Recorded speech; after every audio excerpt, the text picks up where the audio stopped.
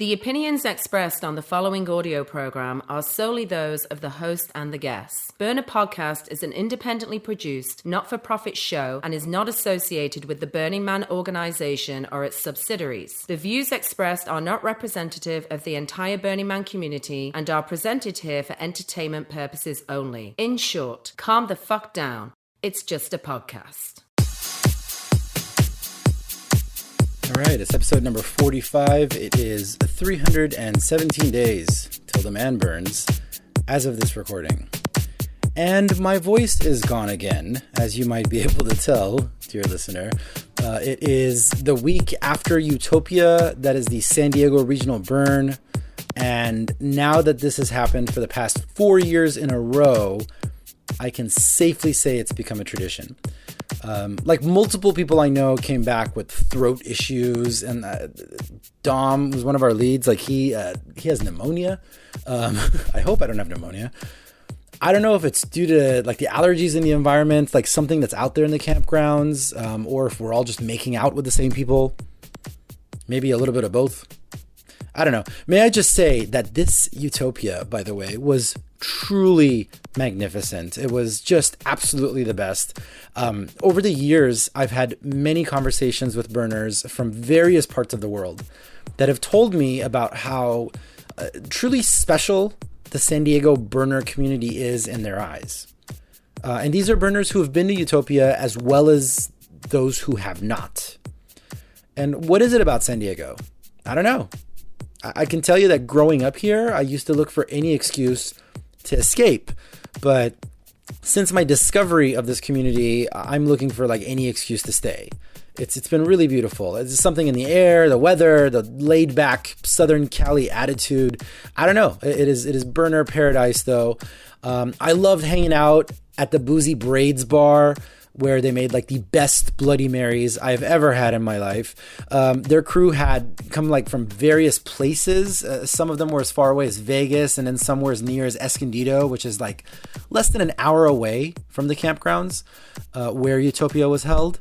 The Electric Lazy, of course, was a huge hit, as it always is. I got to experience it on Playa as well as YOUtopia, so that was pretty magical.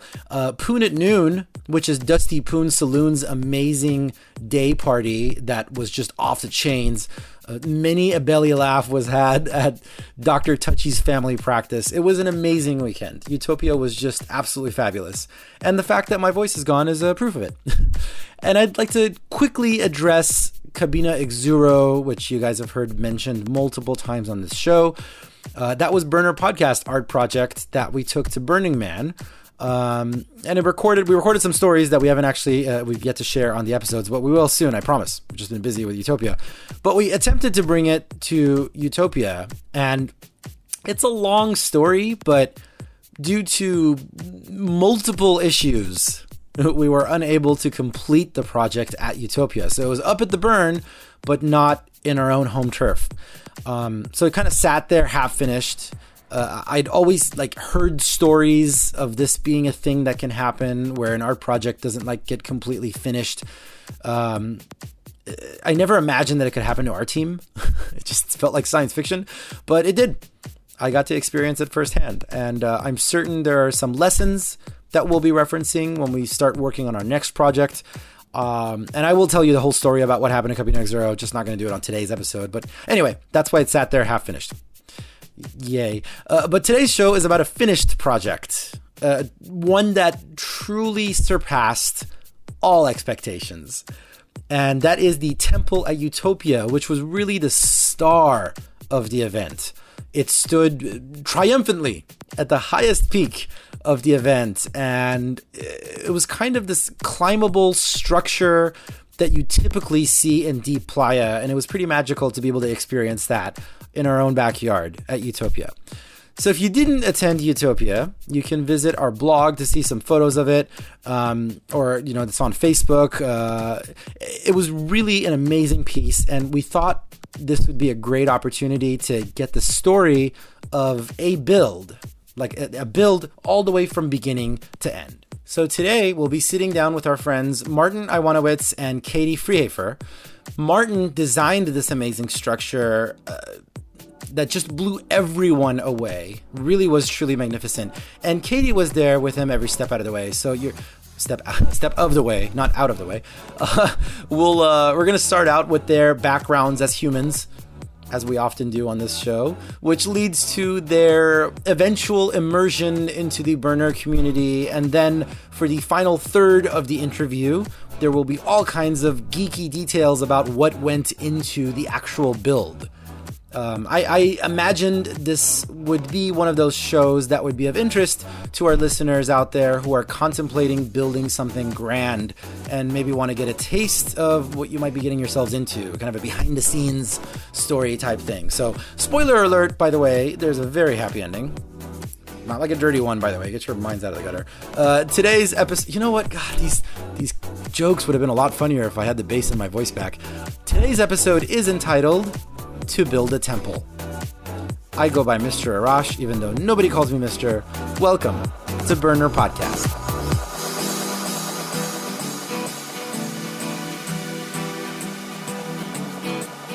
On the first part of the journey, I was looking at all the life. There were plants and birds and rocks and things. There was sand and hills and rain.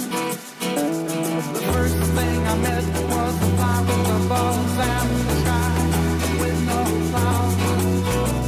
The heat was hot and the ground was dry, but the air was full of sound. I've been through the desert on a horse with no name. It felt good to be out of the rain. In the desert, you can't remember your name, 'cause there ain't no one for to give you no name.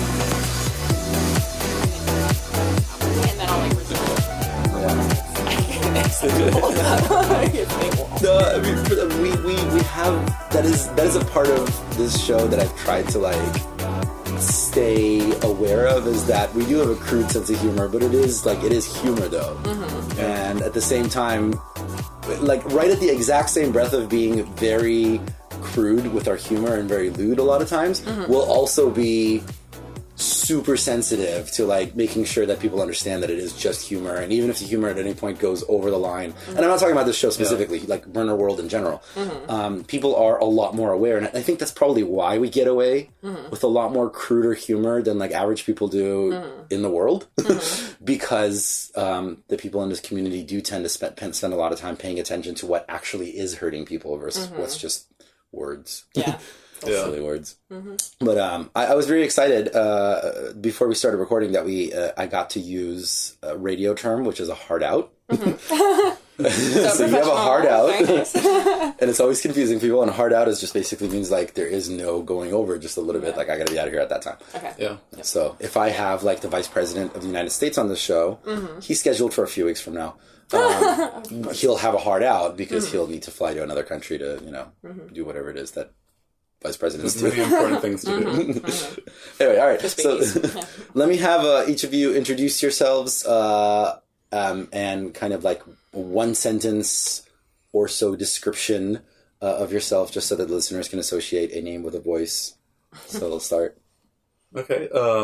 My name is Martin, and I built the 2016 YOUtopia Temple.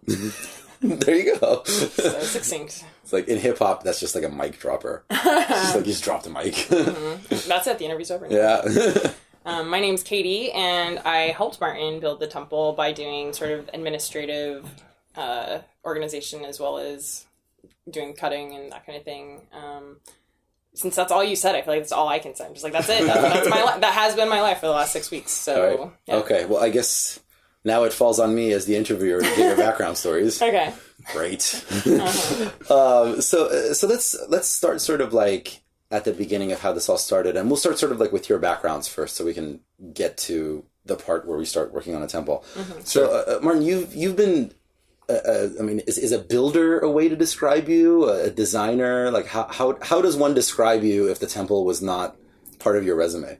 Builder, designer, engineer. I accept all those terms.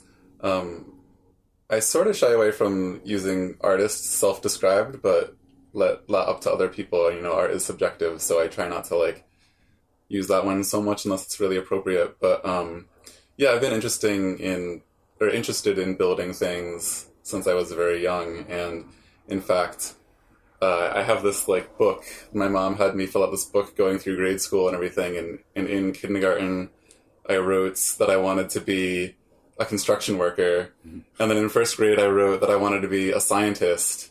And now I have a mechanical engineering degree, which is basically like a construction scientist. Nice. It all came together perfectly. Yeah. So I've been into it for my entire life, as far as I know. Why do you shy away from calling yourself an artist?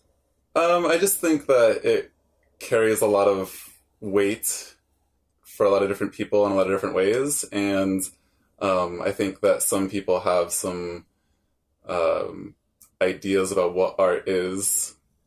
And I just want people to make that decision for themselves, because to everyone, like, art is something different for each individual. And I know a lot of people think that art has to have a message. Like I think probably the biggest reason, if I'm being totally honest, is because a lot of people have this belief that art has to have a message, and a lot of times the things that I work on don't. Like, I'm not going for any message. If it ends up there, then great.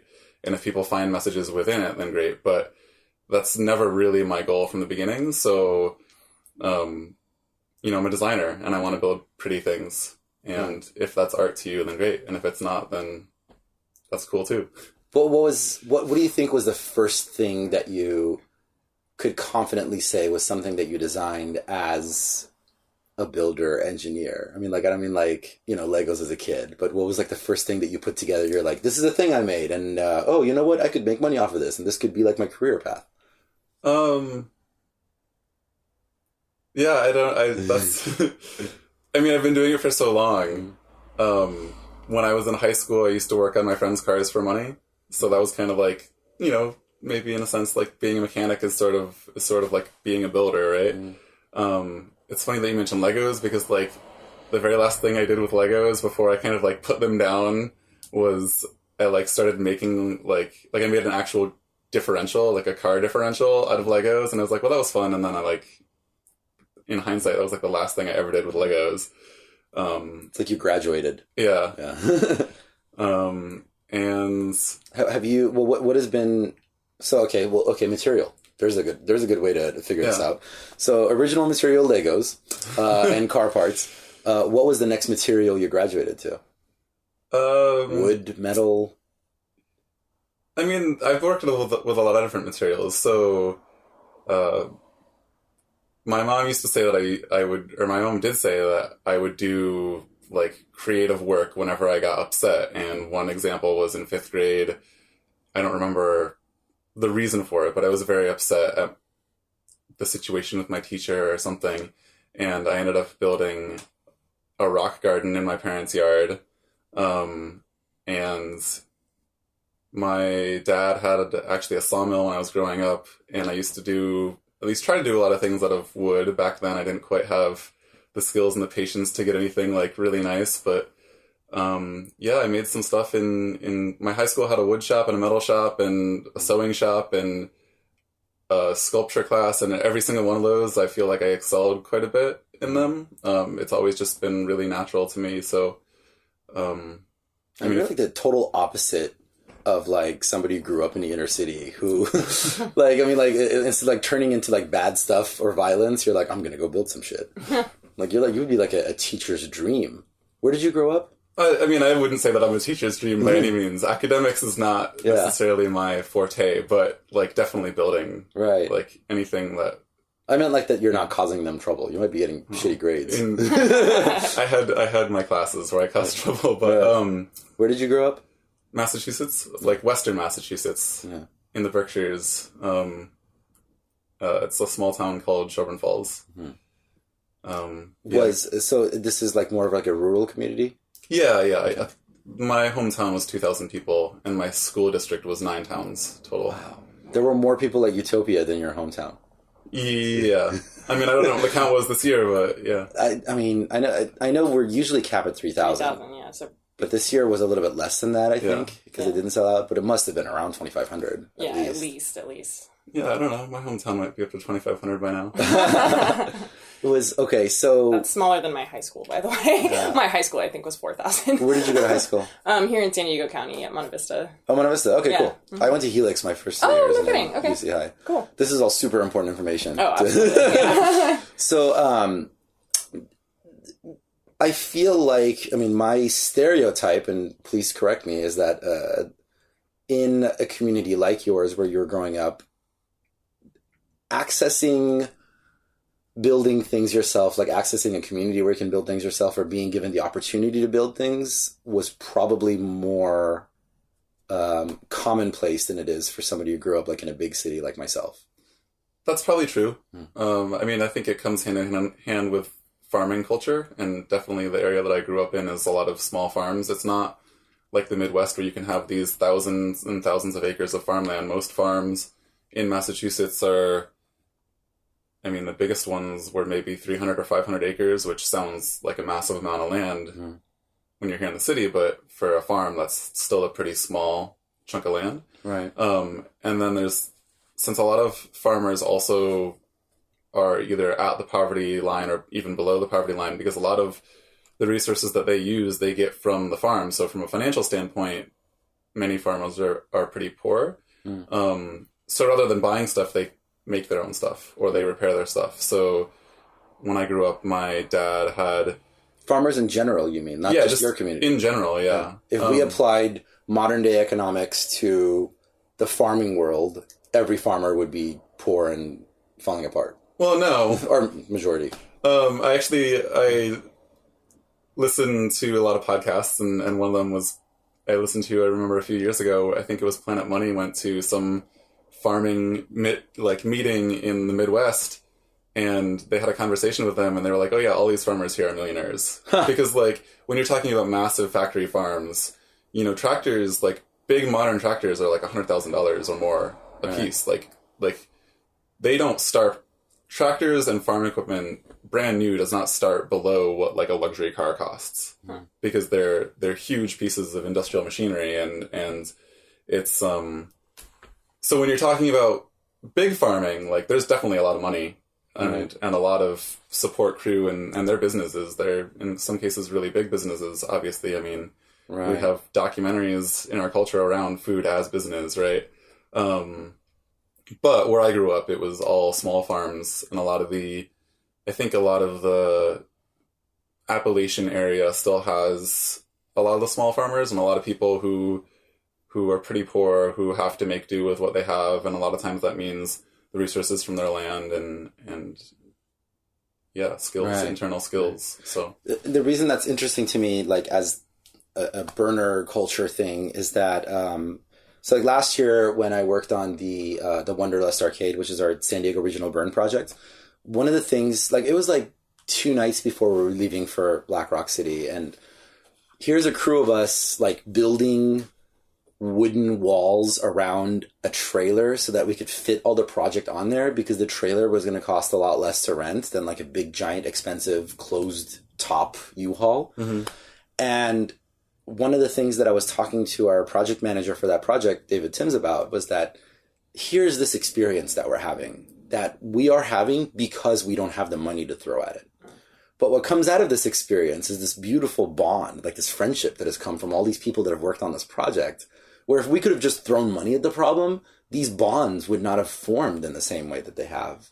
So I wondered, it was just an experience where I looked at it from the outside. I'm like, I wonder, you know, like if I did have all the money to throw at something, would I have these friends in my life? Oh, absolutely. You know? I think that happened with the temple when we actually had a truck rented for transporting it to Maker Faire, and then that fell through, and sort of last minute Martin scrambled to get a couple of people to donate like trailer time basically, and I think it was Denise, right? And Colin? Who was the second trailer? Sam. Actually, Denise lined it up. Sam was the one with the Yeah. trailer. She was the ticketing lead for YOUtopia this year, I think. Yeah, and that led to like a really awesome sort of like partnership or whatever you want to call it to have them help us out. And Denise was really key in helping out at Maker Faire. And then, she recruited her sister to help us build at YOUtopia. So it was kind of like, I don't think all that would have happened if we hadn't been like, oh shit, we don't have a truck. Yeah. So, Yeah. Me For too. sure. Yeah, It's just me too. something, right. It's just something about being forced to work with your hands. And again, this is something that I notice a lot because I come from a background where we didn't do this at all. The complete opposite of yours, Martin. And it's like, it sparks community because you're going to have to like share the labor. I mean, I can try to lift this, this giant heavy thing alone, or I can try to get some help. And through that experience, as our sweat and blood mixes together, we form a new family. Yeah. So it's interesting to me to see that. So I wonder if that experience must also be something that you were also very familiar with, the idea of being a part of a community that works together and then coming into this one. Yeah. And it's interesting that you mentioned it because I was thinking about that recently, is that, in the community that I grew up in, and probably in small farming communities there is a lot more of this collaboration and helping your neighbor out, because a lot of times everybody's sort of a small business and sort of independently, on their own, but labor is one of the things that you need the most in that culture. And so there is a lot of like people who are friends are also working together, on various projects. And I think that it definitely is present. I mean, what you just described. Right.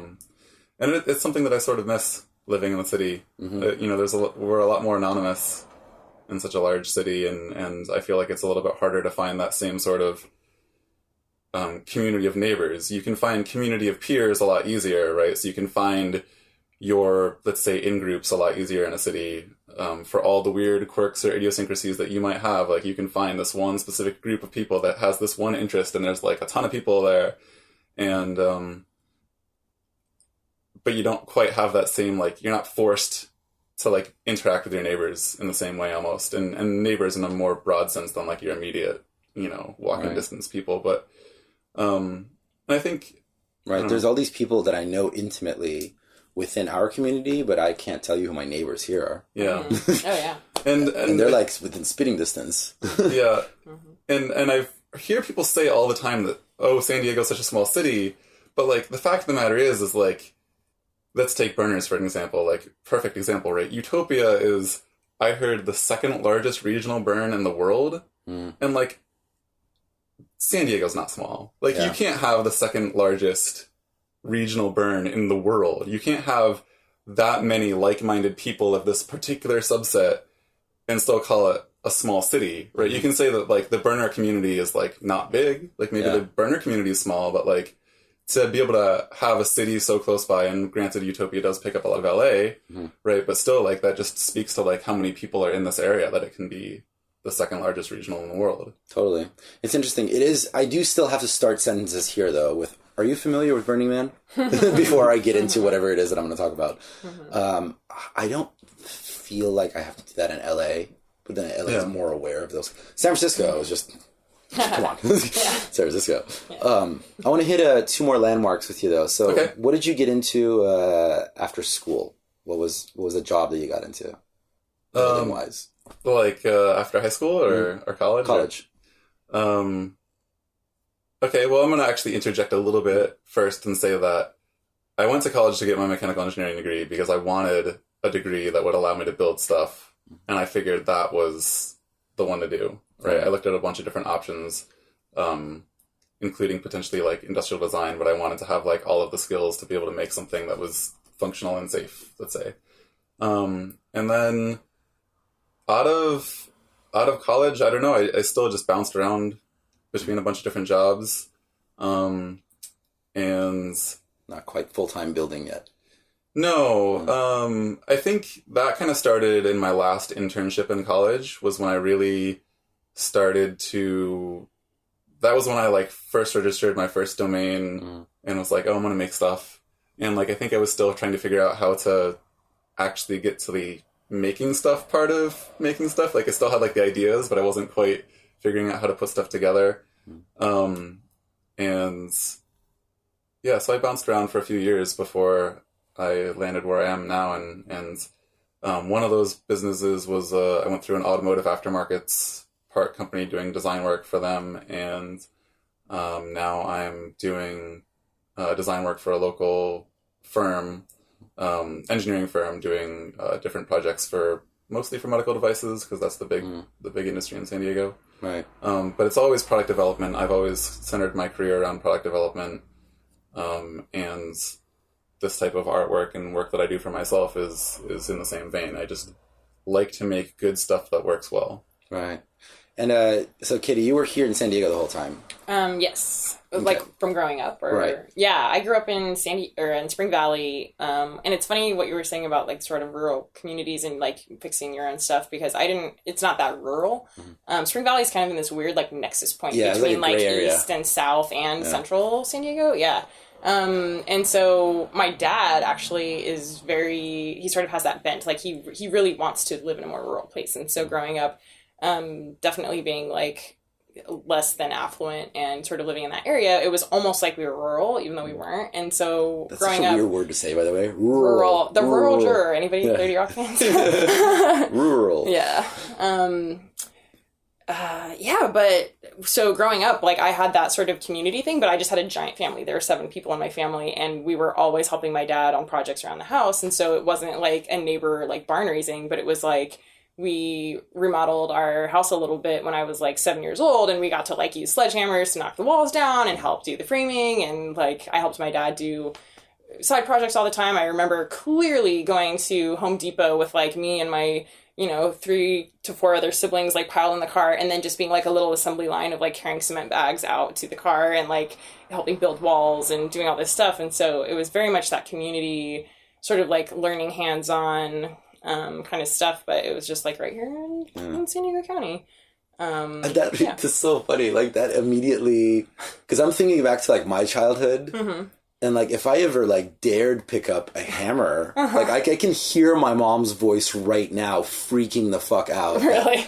Oh, my God. I'm sorry, Martin's parents, for cursing. Just freaking out. And so, like, that's been, for me, that's been a lot of the journey in this community is learning, like, oh, it's okay to pick something up and it's okay to screw it up just a little bit. Like, go figure it out. No, we had, like, a scrap pile in the backyard and, like, a mound of dirt that had been, like, excavated from the front yard to the backyard. And my dad's whole thing was just, like, if we got too rambunctious in our tiny, like, 2-bedroom house, he would just be like, take it to the yard, and we'd go outside and like dig and build stuff and like just like whatever. It just kind of was like, oh, make your own fun, Yeah.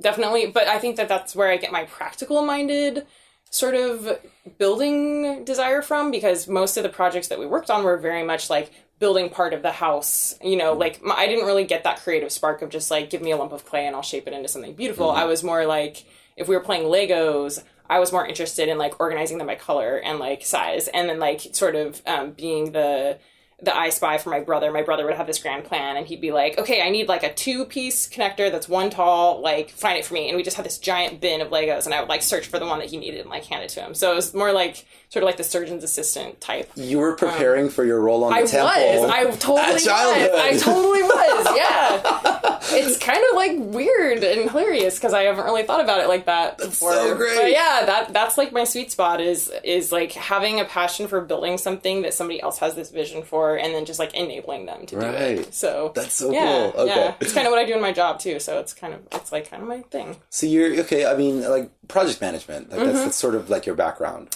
Yeah. I'm actually getting more into it professionally now.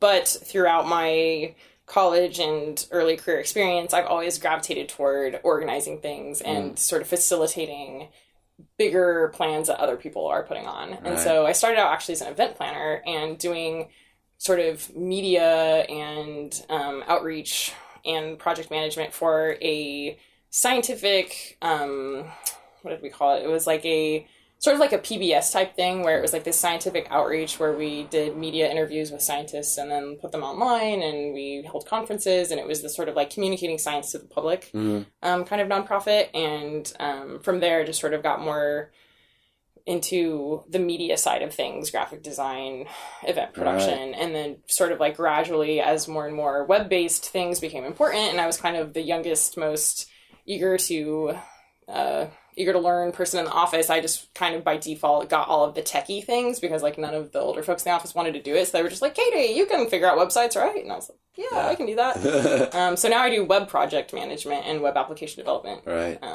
Yeah, project it's management. so interesting. Yeah. There's not like a single skill set that I've stumbled across that doesn't have immense use for Oh, absolutely. in this community. Like it always, there's some that use will come up. Oh, yeah. I know that because we could have absolutely used the shit out of you in the project that we were working on. But Maybe next year I'll have it help out. we're planning bigger. Yeah. So, Martin, when was your first burn?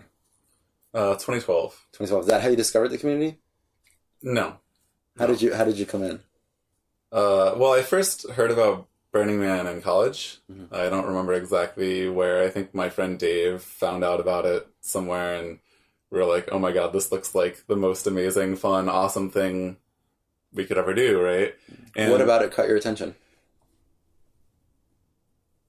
I mean, that's like one of those questions, like, what is Burning Man? Like, can you describe it to me? And like, Well, you hadn't been yet, and like something hooked you in. So like I know some people go for the music. They're like, I want to go to the biggest party in the world. Sure. And some people are like, I want to go for the art, and yeah, actually, I mean, to be totally honest, like, I'm not really super into the nightlife.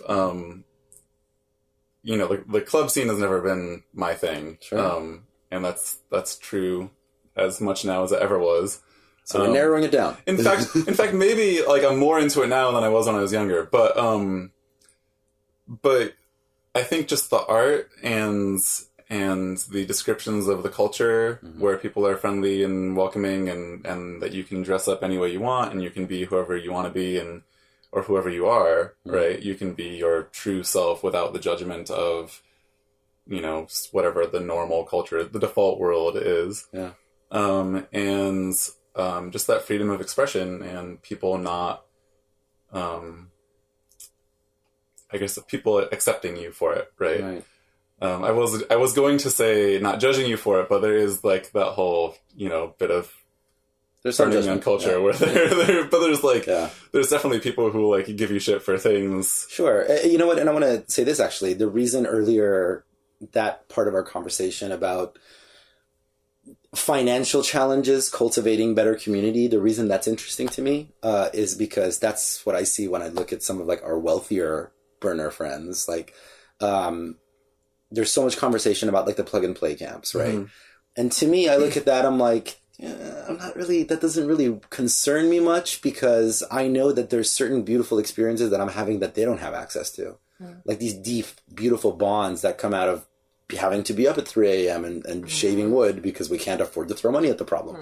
So that's usually, so that's for me, that's why like that comes up. Like no matter where you go, there is going to be some kind of judgment. Yeah. I mean, and also that's super easily avoided. Like that is a bigger deal in the articles after Burning Man than it is at Burning Man. It's like, you can go and have whatever experience you want. And I think that was one of the things that really appealed to me and still appeals to me about Burning Man and YOUtopia is that there's just so many people and so much going on that you can go anywhere at any time of day or night and find something that's like a totally new experience. And this has been my 5th burn this year, and it still is like things just happen. I mean, there are the norms, right? There's the repeat experiences, but like, yeah, there's still stuff that happens every year that just like, I didn't see that coming. Yeah.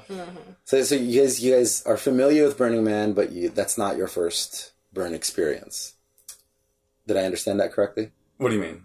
You discovered the Burning Man culture and community, but what is it? What was your first Burning Man event that you attended? Oh, yeah. I may have misunderstood your question earlier. So 2012 was my first burn. Okay. Yeah, but I had like known about it for years before that. It took me like probably 5 or 6 years before I actually made it, after I decided I wanted to go. Okay. Yeah, I was supposed to originally go in 2011. That was when my friend Dave went and we were going to go together, but I had a job that I really, really, really didn't like at the time and quit that in like without a backup plan, and that kind of killed my Burning Man experience or ambitions for that particular year. Right. So your first Burning Man out there, I'm assuming you went out to the temple? Yeah. Do you remember what that experience was like? I'm trying to think what that was. The big 2012 was the pyramid, right? Should have looked that up before we started recording. No, that was 2012 was the pyramid that Greg Fleischman did, I think, or was that 2013? I don't remember. It was either 2012 or 2013. It sounds like the pyramid was the first one that really hit you. That's the one that first popped out in your head. No, that must have been 2013 because I might have been at a different place at the time. But I would say that I distinctly remember the 2011 temple, even though I didn't go, the pictures just like blew me away. Like the 2011 temple is just like massive. I think that was the one that like broke some record about being the largest temporary structure in the world, and it was just crazy. But in terms of like my experience at the temple, I've always just kind of admired the architecture of it, and I don't really have a lot of demons to get rid of at the temple. I've never felt like I had that, so I've never really had that particular experience. I know a lot of people, like, that's how they interact with that space. But mine has always been a lot more of curiosity about how it was built, and also just sort of like like an oasis away from the chaos of the festival. I'm a bit of an introvert, and Burning Man can be overwhelming. And it's always nice to be able to go to some place that is a bit more calm and quiet. Although recently I have found that like the sadness of the temple either has gotten more intense or I'm more like empathetic towards it, because now I feel like I can't go there and get that experience anymore because it's like a little bit too overwhelming with all like it's heavy. It's too heavy now. It is heavy, without a doubt. I mean, there's like times where people have said, hey, let's drop by the temple at like, midnight. Yeah. I'm not in that mode right now. Yeah. I've been with people, especially this year in particular, where they were just like, nope, can't do it. Yeah, like, we're not going there. I'm like, okay, like, I haven't seen it yet. I kind of want to check it out. And they're like, not tonight. Part of it is also the energy that we give it. If we collectively agree that it has that energy, it's more likely to have that energy. Yeah. Do you have a memory of the first or one of the earliest temporary structures, wooden structures that like really punched you in the gut, that really just amazed you and made you say like, I really want to create something like this someday? Because I know the first one we said was from the year that you didn't go to the temple, but was there other art that caught your attention in that way? Yeah, I think the first year I went to Burning Man, the Spanish galleon was a thing, the sunken ship, which was, in 2011, it was just the dock, and then in 2013, it was like the sunken ship. And I remember like going out to that thing and just like being totally blown away by the amount of energy and effort and attention to detail that people had put into that. And like the scale of the project was just like astounding, just absolutely astounding. And a close second to that would be like the flying saucer man base for the cargo cult year at Burning Man was just another one that was just like, I really like the way that you can interact with those structures and climb on them and walk through them and be kind of intimate with the structure, because they're structures that invite you to explore them. Especially the sunken ship was just like every nook and cranny they had done something in theme with, like all the way to writing a captain's log and like having that in the captain's quarters. It was crazy the degree to which that was put together. And I think that in all the years I've been to Burning Man since, I don't know that I've seen another art project that I thought was quite as put together as that one. But maybe that's just because now I'm just like a veteran that's, cynical about everything. Yeah. So like back in my day. Yeah. Katie, was your first burn event of any kind, was it YOUtopia? It was YOUtopia. How did it come to your awareness? So it's funny because I have some friends who have been going to the Burn and YOUtopia for a long time, and we'd been friends for a long time, but one of them sort of became more involved in the Burning Man community, and he was always busy doing stuff, and we'd be like, oh, want to hang out? He'd be like, oh, I can't this weekend, I'm doing a thing. We're like, what do you mean you're doing a thing? He'd be like, it's this like camping thing. It's like a couple hours. You wouldn't understand. Like, it's just I'm going camping this weekend, And it just seemed like it was like too hard to like describe it succinctly. But then finally, I don't know. I guess I got cool enough or something, and he was like, "Oh, okay, I can like explain this to you now." And my partner at the time and I were invited to go to YOUtopia as sort of like friends of friends of this person and his partner, and so we went completely blind. Like, I had heard of Burning Man. I knew what it was conceptually, but I didn't really know anybody who would consider themselves a burner. And so we went to YOUtopia kind of like naively and just were kind of like, I don't know, it's camping, but we were told to like bring costumes for some reason. And like, I don't know, like, I don't really understand. But then after being there for that week, it was like, oh, this is awesome. I get it. You can be who you want to be. The costume thing is completely arbitrary. Like, if you want to be dressed up to the nines in some costume, do it. My favorite costume for that weekend was my space socks from 5th grade that I, for some reason, just like threw in my bag last minute, and they made me so fucking happy. I was like, I'm wearing my space socks. And yeah, after that, I was kind of hooked. Definitely had a wonderful time and just felt like finally I found a community space where people were really authentic with one another, and definitely didn't feel like I kind of ramped up from there. Like, that first year, it was just kind of this life-changing experience in a lot of ways. And then since then, I've wanted to give back. And so slowly and through involvement with my team camp, have gotten to do some cool art projects and yeah, have gone to YOUtopia ever since. And I've been trying to get out to the Burn 2 years ago. I even had tickets and then ended up not being able to go, but I'm definitely going next year. Right. I say that, you can't tell the future, but I would like to definitely go next year. You can manifest it. Yeah, it's gonna happen. Yeah, exactly. So I'm assuming that with your involvement, it was like project management type stuff with your camp. They were kind of helping. I do a little bit of both. I definitely help with the organization side of things. We are lucky to have a super put together, well organized person who is kind of like the hub for a lot of things. But I help write content or organize. Sort of like camp policies or guidelines, or help sort of lead discussions about things. I don't know, just that sounds so much more formal than it actually is, but I definitely help with kind of the administrative side of things. But I've also done my own art projects the last couple of years. Right. And I liked what Martin said about sort of not calling yourself an artist because you're more interested in sort of the like physical structure, or if you want something to be beautiful but you're kind of working with the material and like seeing what comes out of it.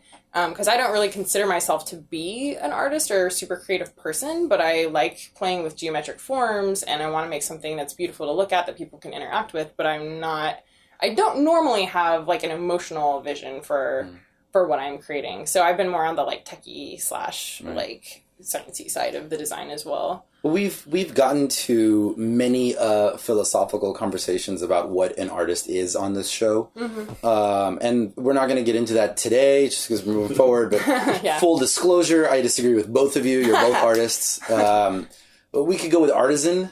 Is that like a, is that? Well, I didn't say I wasn't an artist. I just said I don't usually self-label. Okay, yeah. Well, I think you should. But I accept the label when other people apply it. Yeah. All right, fair enough. I graciously accept it. Yeah. Absolutely. Okay, so Martin, at what point did you start working with wood and temporary structures?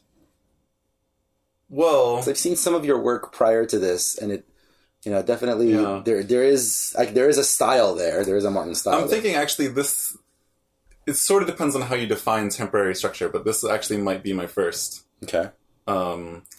And with the exclusion of all the stuff I did in woodshop in middle school. What do you consider a temporary structure? Let's go with a working definition of something that is As an expiration date, maybe. Well, yeah, like a tent, right? A tent is something that you put up and take down, but it's not really temporary because it's meant to be reused, right? But it's collapsible. Whereas, see, that's what I was thinking is a temporary. Yeah, I mean, are we saying temporary has to be destroyed? No. Can I avoid that particular question for right now and like get into it in a minute, or like swing back around? Okay. Because I want to answer your other question first, and then maybe it'll all make a lot more sense. The when did I start working with wood question. So once again, my dad had a sawmill growing up, so I've been around wood products like my entire life. And I took a wood shop and everything, but I didn't really start doing this type of construction until after my first burn. So I did it for my second burn. And what happened was my girlfriend, now fiance, broke her arm. Previous guest of the show, by the way, Kim Eisenberg. I don't know which episode that is. 19. 19. 19, Yeah, yes. I forwarded it to Katie so that she Yeah. had to like have some like reference There material. you go. Totally. Thank you. Yeah. If you want to know the story of how she broke her arm at Burning Man, listen to episode 19. Yeah, so anyways, I took an experience out of that too, which she probably didn't talk about, which is our camp had a stage, and she graciously went to the hospital and came back to Burning Man with me because it was my first burn ever and all of our friends were there. And the camp lent us the stage as a bed because it was like not quite the right size to be a queen size bed frame, but it's almost exactly the same size. And so we put it in our tent, and I was just like blown away at how huge of a difference having a bed in a tent makes.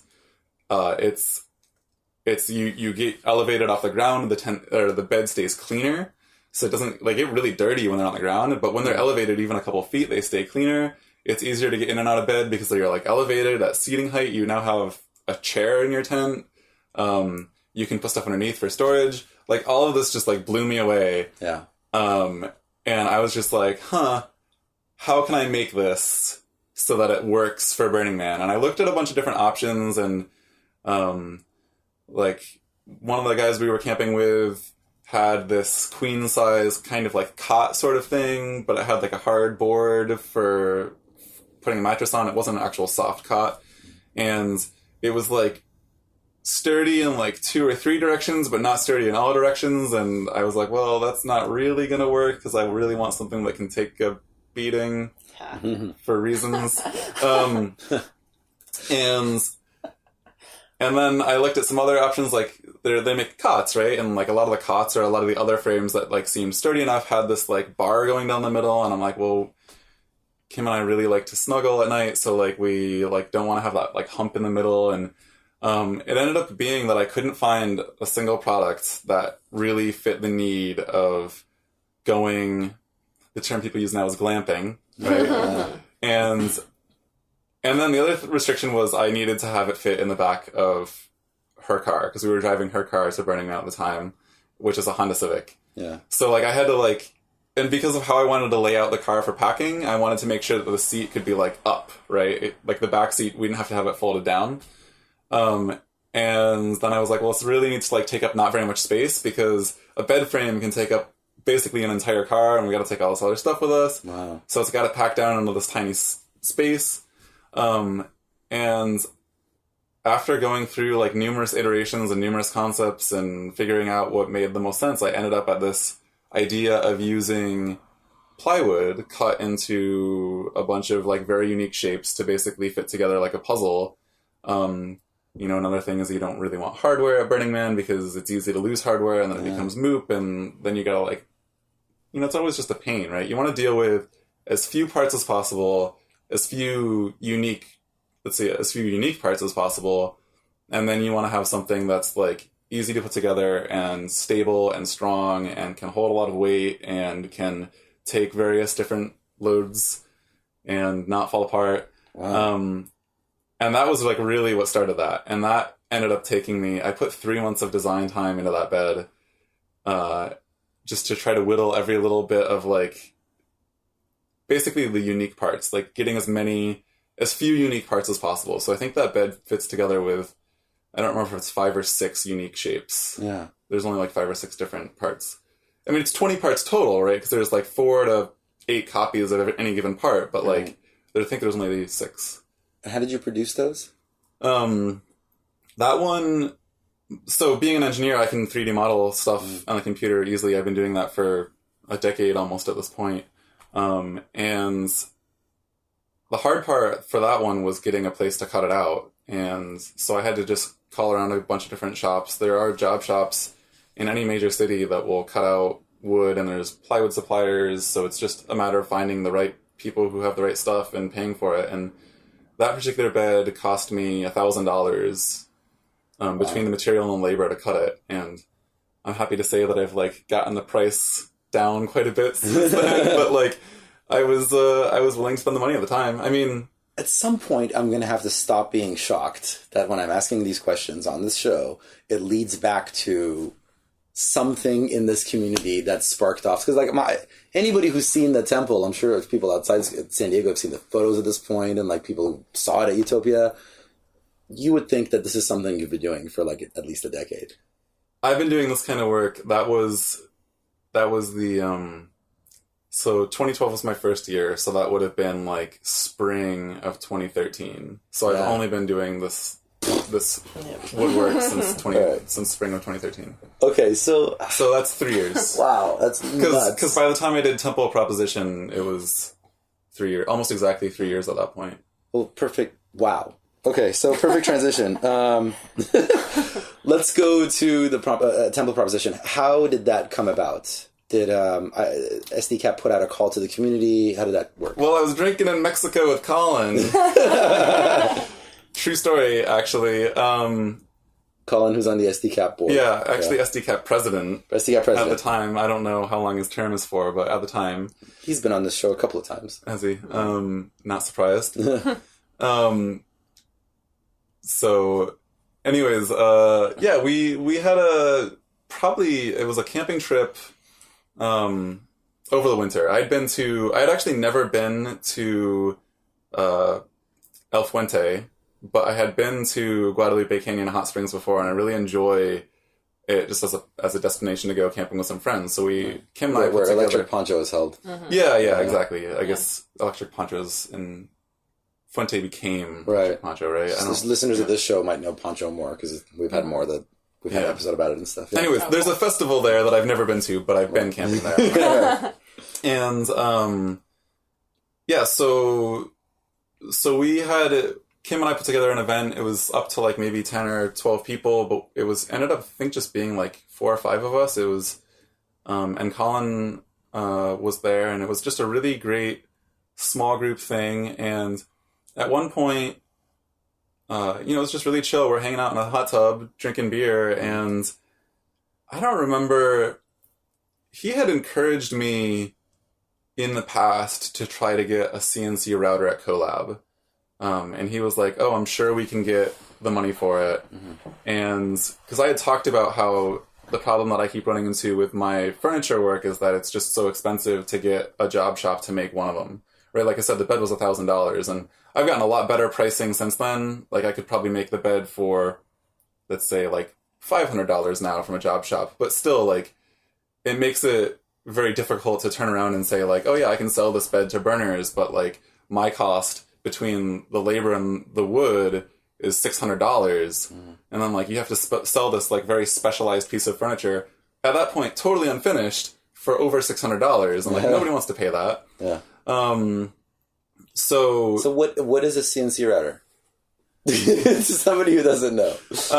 It is a computer controlled cutting machine. Okay. Right. So different than a 3D printer, obviously. So 3D printer, I guess people material. It's additive manufacturing. Okay. So a 3D printer just like sort of prints layer after layer after layer after layer, and it just like builds up. Whereas like a router, it's an older technology. It's been around a lot longer. It's basically just a spinning cutting blade, and the computer just moves it through a very precise controlled path through wood, or any material really. Right. At Collab, when I kept hearing CNC router, I kept thinking they were talking about the Wi-Fi. Yeah. It is not Wi-Fi. So it's a gantry system, and it just moves a router in 3 different axes, so it can go up, down, left, right, forward, backward. It's like a chisel with wood. It's like, what is it? It's more like, I'm trying to think of like, it's just like a spinning knife. Yeah. Okay. That is moved around by a computer in a very precise manner. Right. And man, some of those bits when they're brand new are sharp. Yeah. I think somebody said they cut themselves through a glove taking a bit out. Yeah, like he cut himself through a leather glove, just taking it out, not even like doing anything with it. He just took it out of its case. Wow. So yeah, is that a good enough description? Yes, no, I got it. So he encourages, so you don't have a CNC router. It would be helpful to have one at Collab. Yeah. And I was saying I really wanted one because I was like, oh, I could make my furniture for Burning Man people, like for Collab or for local art use or community use, but it's just so expensive to go to job shops. And he was like, well, you could set one up at Collab. so I did a little bit of research and Colab, I'm sorry, real quick for listeners who are not familiar with Standing Community, it's our burner build space. There's meetings that if you've been listening to the show, it's been mentioned many times, but that's basically what it is. Yeah. Local artists can access it to build shit. So he encouraged me to go to Colab or to apply to the SDCap board to get some money to get this router at Colab, because routers are a thing that are quite often used in Burning Man art, and it's a valuable tool for the whole community. And I just might have been the person to be motivated to do it.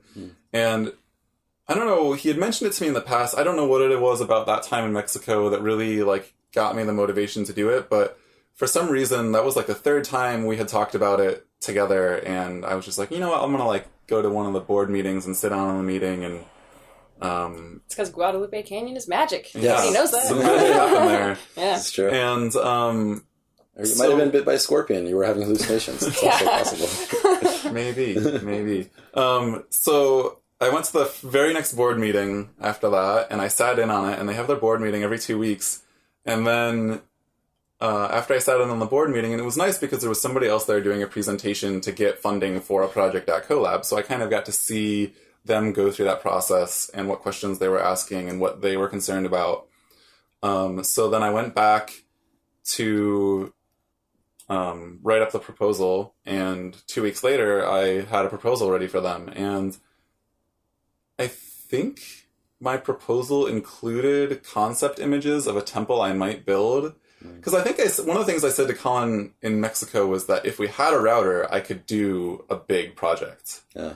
And I think that was where he really started encouraging me to do it, because he had been familiar with some of the work that I had done at that point, and I think like, oh yeah, like if you could do like a real big structure, and we weren't necessarily talking temple at that time, with a router, then it would. He had confidence that I would deliver, I guess.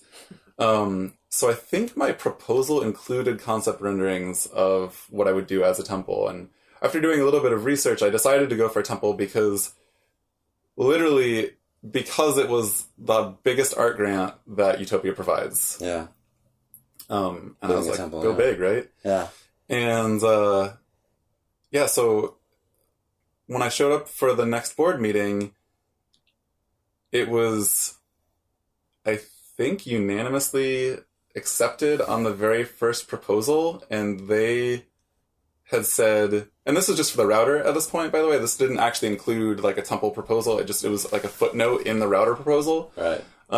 And like they were like so excited because they were like, we have never accepted a proposal on the first try ever. And it was kind of weird because they brought up some legitimate concerns that I had to like go back and like figure out again, but since we didn't go through the process a second time, there was like some gray area where like, well, you guys asked for this, but like we didn't write it into the budget, so like how do we like pay for this? But they've been very accommodating, and I was only a couple $100 over budget on that particular project, and so it was still pretty close. So then Colab orders the router on their own, or did you have to actually order it for them? They just wrote me a check for $5,000 basically. That was what the proposal was for, and actually they bumped it up because I didn't include tax, so they wrote me a check for $5,500. Where do you go and buy one? You go to Home Depot?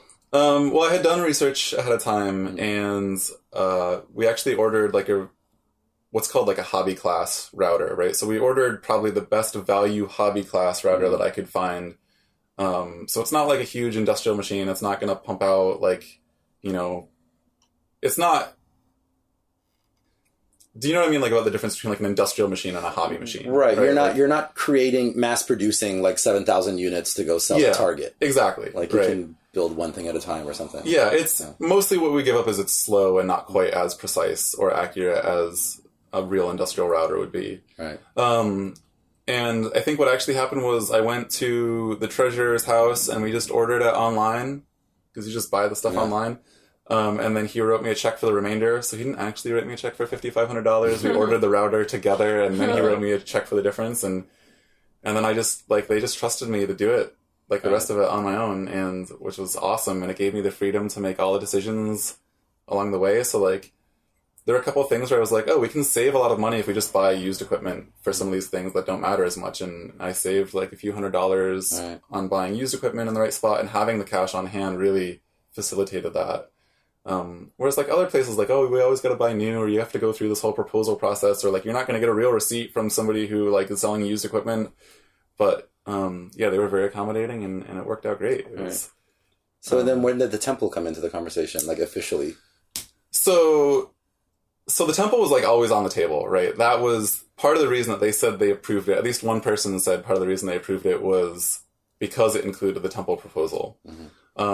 So whatever the YOUtopia timeline was at the time, I think they had their schedule all laid out where they needed temple proposals by some certain date.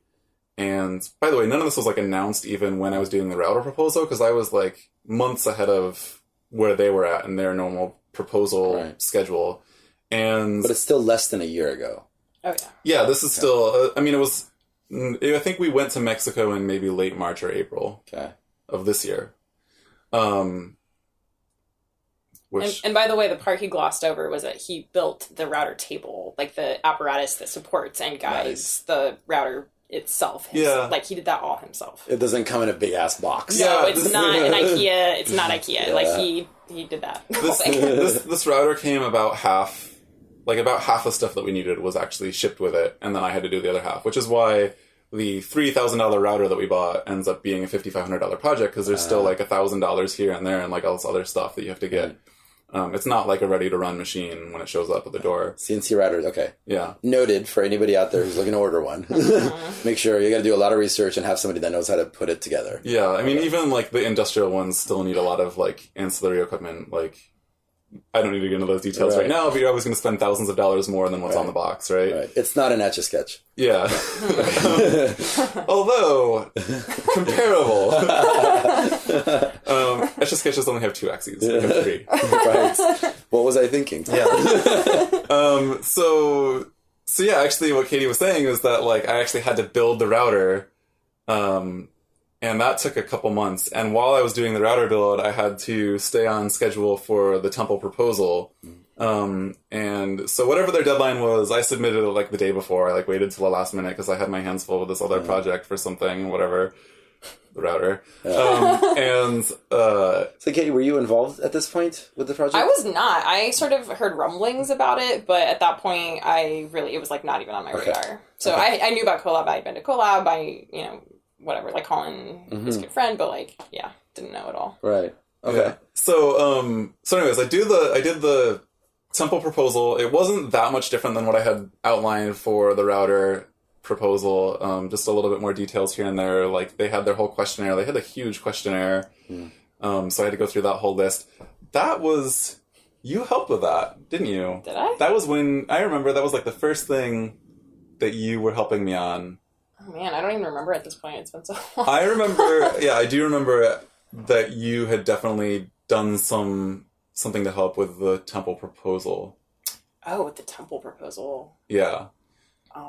Shoot. I think I helped draft some language or something. There was a lot of stuff where you like talked and then I drafted and then you edited and helped kind of like write stuff. I think that was like how we really started. Yeah. Now, was the temple proposal, did it include a design already? Yeah, I did computer renderings, like photorealistic renderings. How long did that take you? Well, renderings are pretty quick and easy to do. Can I like drop programs that I used along the way? Yeah, please. So yeah, Autodesk Fusion 360, and I'm going to drop their name rather than like the main design software that I use because they support the maker community. Whereas the other software is obscenely expensive. I'm a full-time engineer. I've been thinking about buying it for 3 years, and I have not pulled the trigger because it's so much money that, like, it doesn't make any sense. And I don't want to drop their name because I don't want to support that kind of... Right, fuck those guys. Yeah. Okay. It's great software. I've been using it for a decade. I love it, but, like, the price is so high. But Fusion 360 is the software that Autodesk is developing to support, like, the maker community. And it's free to anybody who's doing less than $100,000 a year in business. And then the paid version is only like $300 a year, which is like a bargain for this kind of software. So props to them for making that available, because that really makes this sort of stuff accessible to people. So, and their rendering, the reason we got onto this is because their rendering package is so easy to use. They have, like, you can set focal distances on lenses, and you can set all this lighting information, and they must have known, right? They have a dry lake bed backdrop. No way. They totally have it, like, built into the renderer. That's funny. That's I didn't so know that. great. I thought you Yeah. would put that in there. No, that was, like, built into Fusion 360. Yeah. I saw that, and I was like, these guys, they know what they're doing. Yeah. They're not only supporting the maker community, but also the Yeah. runner community. I should say these guys, girls, and people. Yes. These Yeah. persons, them. Yeah. Those folks. They really know who they're targeting. So what was the inspiration behind your original design? And how close is it, by the way, to the final design? I mean, you know those descriptions of, like, artistic endeavors where it comes to me out of the ether, right? Yeah. Like the two descriptions I've heard about creativity that I can really get behind is that it just comes to you and it becomes whatever it is, right? It describes itself to you. And, I mean, I'm not a particularly spiritual person, but I do like that phraseology because it really kind of captures the essence of what it's like to create something, at least for me. And then also creativity is a mashup of things that you've experienced in the past, right? So I had done some projects. I have a desk lamp and I have some furniture that's based around hyperboloids. And I really liked using geometry. And I don't mean sacred geometry. I mean, like, actual just regular old geometry in my designs to create beautiful... What is the difference between sacred and regular geometry? Just... I've always wondered that. I don't know. I don't know. I don't How want to pretty get... it is. A sacred glowier? Yes. And what's a hyperboloid? A hyperboloid. Okay, well, I'm not going to talk about sacred geometry because that's Okay. not my thing. Okay. Fuck sacred geometry. Gotcha. Whatever. There is a piece in the temple called Sacred Geometry. I mean, that was the center that was point. the nickname we got You're full for of it. shit, Martin. But I can tell you that what geometric shape that actually is. Uh-huh. It's all No, so, it's based on real physics. That's the golden spiral. Shit. Yeah. And then it's mirrored and revolved 5 times. Okay. So, anyways, a hyperboloid it's like an hourglass structure. It's it's an hourglass cylindrical shape. There was a big tower at Burning Man one year that was a hyperboloid. There's a couple famous... I'm trying to think. There was like one big famous structure that was a hyperboloid. I'm trying to think. Oh, you know what?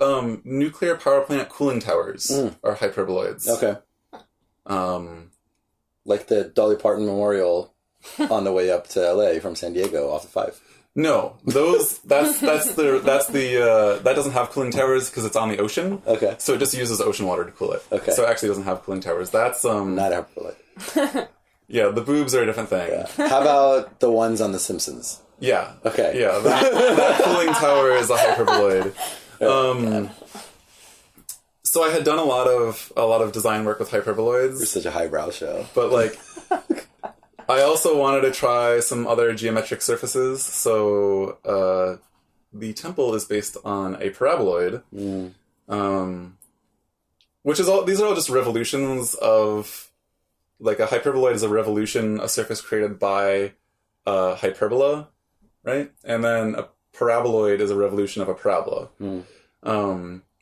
And the other inspiration was a desk lamp that I made a few years ago that used veins instead of a lampshade. Like, the lampshade was the veins. So if you saw the temple and you saw the veins on the temple, I had used that concept in a desk lamp before, and it really creates a very nice ambiance, like a very nice warm light.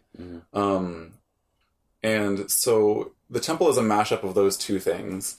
And then flying buttresses, because flying buttresses. Right? I love flying buttresses. Yeah, who I love doesn't, mostly right? just saying flying buttress. Yeah, and just like wanting to incorporate some of the architecture that I really love. And, you know, it's like, how do you blend in Gothic architecture into this, like, very contemporary structure?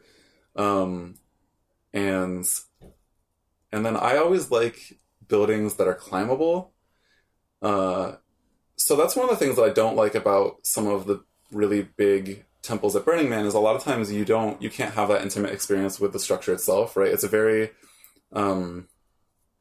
I don't know what the right word is, but it's like out of reach, right? It's so massive and it's so gorgeous, but it's also out of reach, right? Mm-hmm. It really makes you feel small and far away. And I wanted to create a structure that,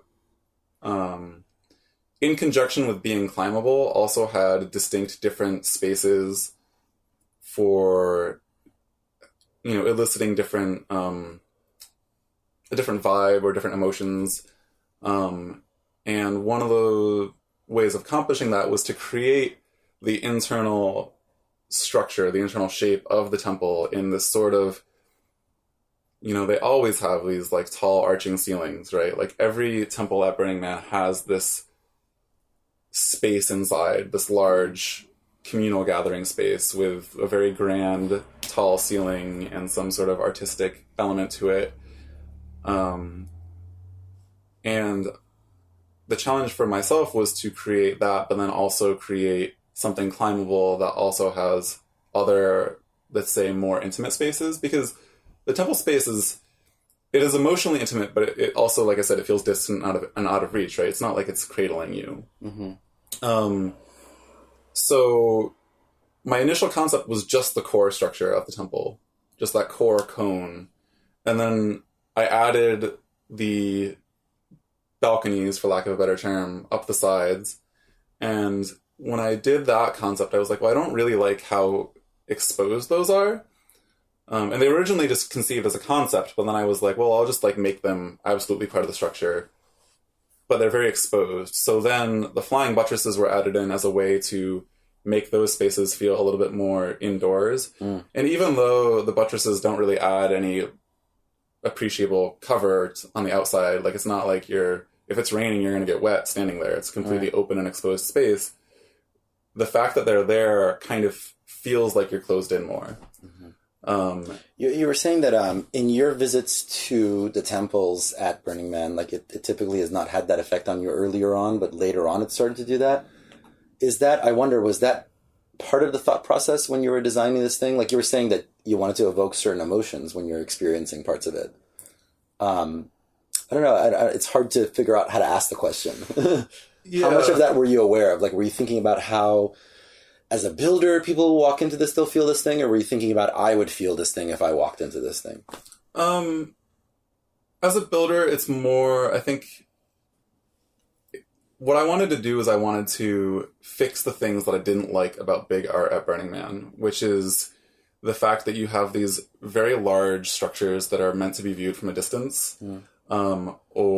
And like once you get inside of them, they're kind of void of any real content on the inside, right? Mm. So like sparkle ponies. Well, I mean, if I use Burn Wall Street as an example, like it's a facade, like, and perhaps on purpose, right? Like that's probably what they were going for with that structure. But a lot of art does still do that, even like they put so much effort into the way it looks from far away that once you get inside, it's kind of just like boring framing. And so what I wanted to do is I wanted to make each space like detailed. I wanted to put care into each space, and I wanted each space to be interacted with in a different way. So again, fixing the things that I don't like about art at Burning Man is when big structures like that aren't climbable, right? So not to pick on David Best, I love his work, right? Like I'm not knocking the guy at all, but he creates these large structures that look like they should be multi-story, but then when you get inside, they're not. And they obviously are there to serve a different purpose, but like personally as a designer, I want to make a multi-story structure have multiple stories. I don't want to have a facade of multiple stories and then have it not be there when you get there, because it's always interesting a disappointment to me to go to the temple and be like, oh, I can't climb up. Yeah. And again, like, especially the temple this year, 2015 or 2016, was like the most enormous, gorgeous structure I've ever seen at Burning Man. But like the fact that it looks like it's a 4-story structure and then you get inside and it's not, it's like, it's a little bit of a letdown. Every year I hope that it is climbable, but it's not. So I wanted people to be able to like look at it from a distance and be like, I can climb that, and then get to it and be like, I can still climb this. Interesting. Yeah. And that thoughtfulness was definitely built in. Like early on when I was just kind of trying to like get up and running with the concept and trying to figure out how the heck to like help in the best way, there were a lot of times where I was like, well, why are we doing this? Or what is this piece doing? Whatever. And, or even just sort of like cutting a piece out on the router and having a problem with that piece. And Martin's answer would always be like, well, people are going to be doing this with this piece. Like he had thought about how people were going to interact with almost every single, I would say with every single piece. And so it wasn't just like, oh, we kind of like messed up this corner, no big deal. He'd be like, well, no, because people are going to either be seeing that as an aesthetic edge, and we don't want there to be like wonky aesthetic edges everywhere. And so it's either like an element of beauty, or it's something that is functional that has to be there so that people can climb it, and so that it's not going to break under the stress of like 10 people trying to climb it at once. Yeah. So that was like absolutely baked in, which blew me away, because I was just kind of like, give me a hammer, you know, like how, like just focus on the build. And like after I kind of volunteered naively. Like, I did not understand how massive of a project this was going to be. And then after, but then after getting into it, it blew me away. Like, the level of detail and thought that had gone into it already at that early stage. Do you have a photographic memory? Probably not. I don't know. I'm imagining, like, the way Lee sees things inside of his brain looks like a 3D modeling. I can't even comprehend it. I mean, I definitely have the ability to envision things. But I don't think that's the same as a photographic memory. Okay.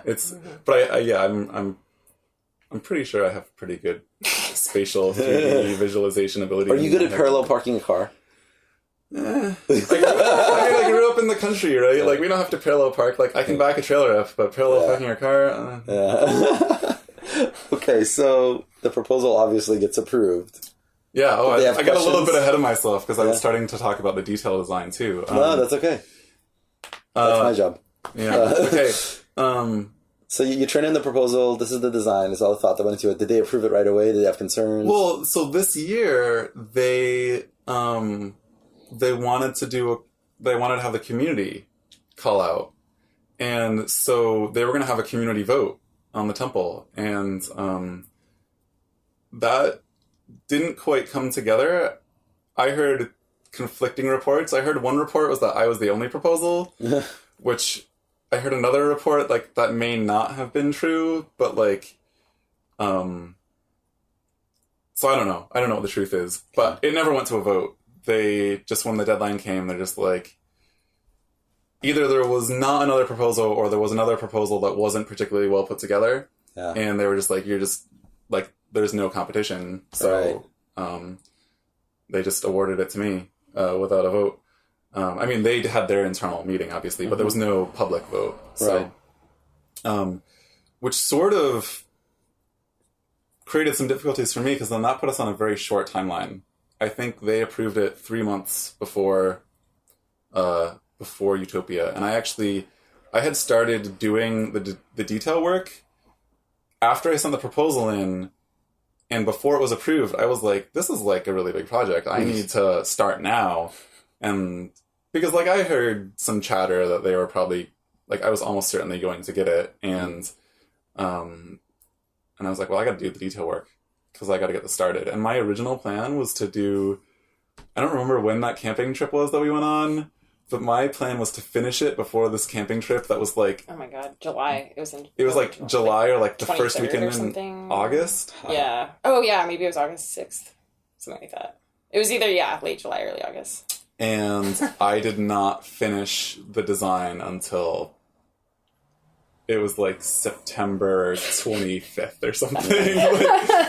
Or even like 27th. It was like a couple of days before Maker Faire, or like even the day before Maker Faire is when I actually finished it. Yep. Finished which part? I'm sorry? Finished the design of the temple. Okay. So I was like fully off by like 2 months. So the design was not done before the proposal? No. Oh god, no. Okay, no, you'd never do that. There was concept art. Okay. But so you'd had a rendering. That was the part that I mixed up. Okay, so there was a rendering and concept art that you turned in, but the actual like every detail 3D part design was not completed until afterwards. Yeah, and actually now might be a reasonable time to talk about that. Like, I had to release it in stages, so we had to start production before Burning Man. That was my goal. But I was going to Burning Man. So I had to have parts ready to go before Burning Man. So ready to go and ready to release the file so that other people could work on it, so that our hands could touch it. Yeah, and so what actually ended up happening was I only had the ground floor designed, and people were making that while I was at Burning Man, and like the second, third, and Crow's Nest levels weren't even, and the Crow's Nest like wasn't even, like it was still just like a twinkle in my eye. Like it was like, so these were like programmed into the CNC router, and people are cutting them out. Yeah, basically people started making the ground floor before the top floor was even designed. Wow, okay. I mean, it was like a concept. It was like sort of there visually, like you could see what it would become, but like none of the details were there. And I just had to take it on experience and faith that I was going to be able to figure out any problems. Wow. And Martin and I think Colin were the only people who actually knew how to use the CNC router at that time. So we had, I think, around 6 to 8 volunteers ultimately who ended up learning how to use the CNC router. But that at that point, I had never used it. I was trying to write like a training manual for it, but like having not used it, I was relying on sort of like other people's hastily scribbled notes. And it was just this sort of like unknowable mystery. I was like, I don't even know if I'm capable of using this machine, and I'm trying to like train people on it and make resources available. And it was pretty intense there for a while. Crazy. I was super lucky to have, actually it was Jamie and Colin. Yeah, because they both had some I actually prior recruited experience. Jamie because we went to the burner meetup at Red Wing, and I think Amanda mentioned to me that Jamie had prior experience with engineering type of things, and I think that was like the week that things were sort of coalescing into, this is our crew, now we better get shit done. Yeah, I remember I had done a number of training sessions, and you didn't come to any of the early ones. No, I didn't go to any of the training sessions. And like, I remember just thinking like in my mind, like I've been doing this for so long, and I'm just like, oh, this is easy, right? No. But then as soon as you start trying to train people, you're just like, wait a minute. Like, there's all this stuff that like I didn't realize is this like tribal knowledge is a thing that I've heard before. Just like things that I just take for granted that other people like need to be taught. And that's a lot of what I've experienced with building stuff in general around burners. Like there's like things that are not that complicated, but it's the collection of that uncomplicated knowledge that makes you the expert. Being, knowing how to do 700 different tiny things, but being able to do all of them is, because I don't even know how to swing a hammer quite right. Like I'm still figuring out things like that. But yeah, those are the little things that we think, oh yeah, they're easy. And then that's when that's when you realize how hard it is. And it's amazing. And I like Jamie and Colin like saved me the week before Burning Man because they showed up and they got it. They just like they hit the ground running, And then actually I spent like a full, I think it was like 7 or 8 hours with Jamie, and she taught me everything she knew. And that still, we ran into issues and had to call Colin, and there was, there were kind of some simple problems that now I know how to fix, but at the time it took like 3 hours to troubleshoot it, and it was so frustrating. And it's stupid stuff like knowing that if the machine is cutting out like a piece of plywood and it like fucks up halfway through and you have to reset it, you don't have to run it through from the very beginning. Like Jamie told me that she like ran the whole thing through on like these like ghost shapes that like had already been cut out because like I never showed her how to start it over in the middle. That was the day. It took a really, really long time. And I probably didn't even show you how to speed it up because like there's speed control. I didn't even know you could do that, I think, until the last like 3 weeks. Like we just didn't know that was How many people worked on it all together? On the temple? That's a hard question because so many people helped at different points of the build and tear down. But for cutting, I believe it was like 8 people total, including me and Martin. Okay. Right? 8? That sounds right. I have not. Maybe 6? Yeah. Not more than 10, that's for sure. I just got the patches today. So okay, cool. Now we have to figure out, we have 50, we have to figure out who. Yeah. We may have, I thought we were only going to have 50 volunteers throughout the whole entire process, but like she was just saying, so many people came in at different points and helped for like maybe a day only that like we might be over 50 in terms of like total volunteer. And we definitely do not have a roster of all those people, especially for Maker Faire, especially at YOUtopia, if somebody came by for a couple hours, whatever. So those people, if anybody's listening and you know somebody who worked on the temple, have them message me or Martin on our Facebook volunteers page, and we will get a patch to them because they absolutely helped and deserve to be part of the crew. We might have to order more than 50. We'll see. Yeah. That's nuts. Okay. How did the Maker Faire get involved in this process? So was that John Ray? Yeah, John Ray. Yeah. I don't know how he's involved with Maker Faire or with Balboa Park, but YOUtopia had asked in their proposal, they were like, hey, Maker Faire wants burner art. Would you take your thing to Maker Faire? And I was like, oh, that sounds awesome, and that'd be great exposure for me. Like, it's all selfish stuff, right? Like, I'm like, oh, this would be great exposure. Yeah, so it was like 2 weeks before YOUtopia. Yeah. And I was like, yeah, whatever. Like, this is back when I'm like this timeline's going to be easy, right? Like, we got so much time. I know what I'm doing. Like, this will be fine. And so I'm just like, yeah, I'll do Maker Faire. And that was, that really tightened up our timeline a lot. I think that is actually when I first started helping was you sent me the Maker Faire application and said, like, if you could draft some language for this. Oh, yeah, maybe that's what it was. So I don't think it was, I think the proposal had been done, and then, Yeah, no, that's... I kind of jumped in. That's true. Because we probably talked after I was awarded. Yeah, I think you would I think you, like, posted... like the day that you got like, hey, I need help with this, and I said, I'll help, like, again, completely naively, and it was like, yes, I need all the help I can get, and then I feel like I got shanghaied a little bit, but it's fine. It was great. I don't remember exactly how we got connected in terms of you, like, saying I will help. I just remember, I do remember, like, I was like, oh yeah, we'll meet at collab on, like, I don't know, Monday or Wednesday or whatever, and, like, I totally forgot that you were going to show up. I was just, like, there working on the router, and then, like, you showed up and you're like, hey, so do you want to talk? And I was like, oh, yeah. Yep. Like, you offered to help. And then you were like, hold on, can you help me real quick build this vacuum table surface for the router? He was, like, still building the router table itself and was like, it would be helpful if I had an extra person. And so I think for 2 hours I helped build the vacuum table instead of, like, doing any sort of talking about, like, the temple at all. It was just, like... just worked on the router. Yeah. Which was a great introduction to the project, really. Like, it kind of set the stage. That might have been the night that we finished the router. It was, yeah, I think so. So I'm going to get back to the Maker Faire real quick. Was that the first time that you'd assembled the whole thing? Yeah. Mm-hmm. So it was originally, at least in my mind, it was going to just be like, oh, we're going to set it up, we're going to party and, like, do some PR and, like, try to do some fundraising and stuff at Maker Faire. But we just ended up being our test build. Mm-hmm. Yeah. And actually the Maker Faire people were like, oh, it's awesome that you guys, like, did this set up and tear down throughout the entire event, because, like, this is what, like, Maker Faire is all about. Like, you're making. Yeah.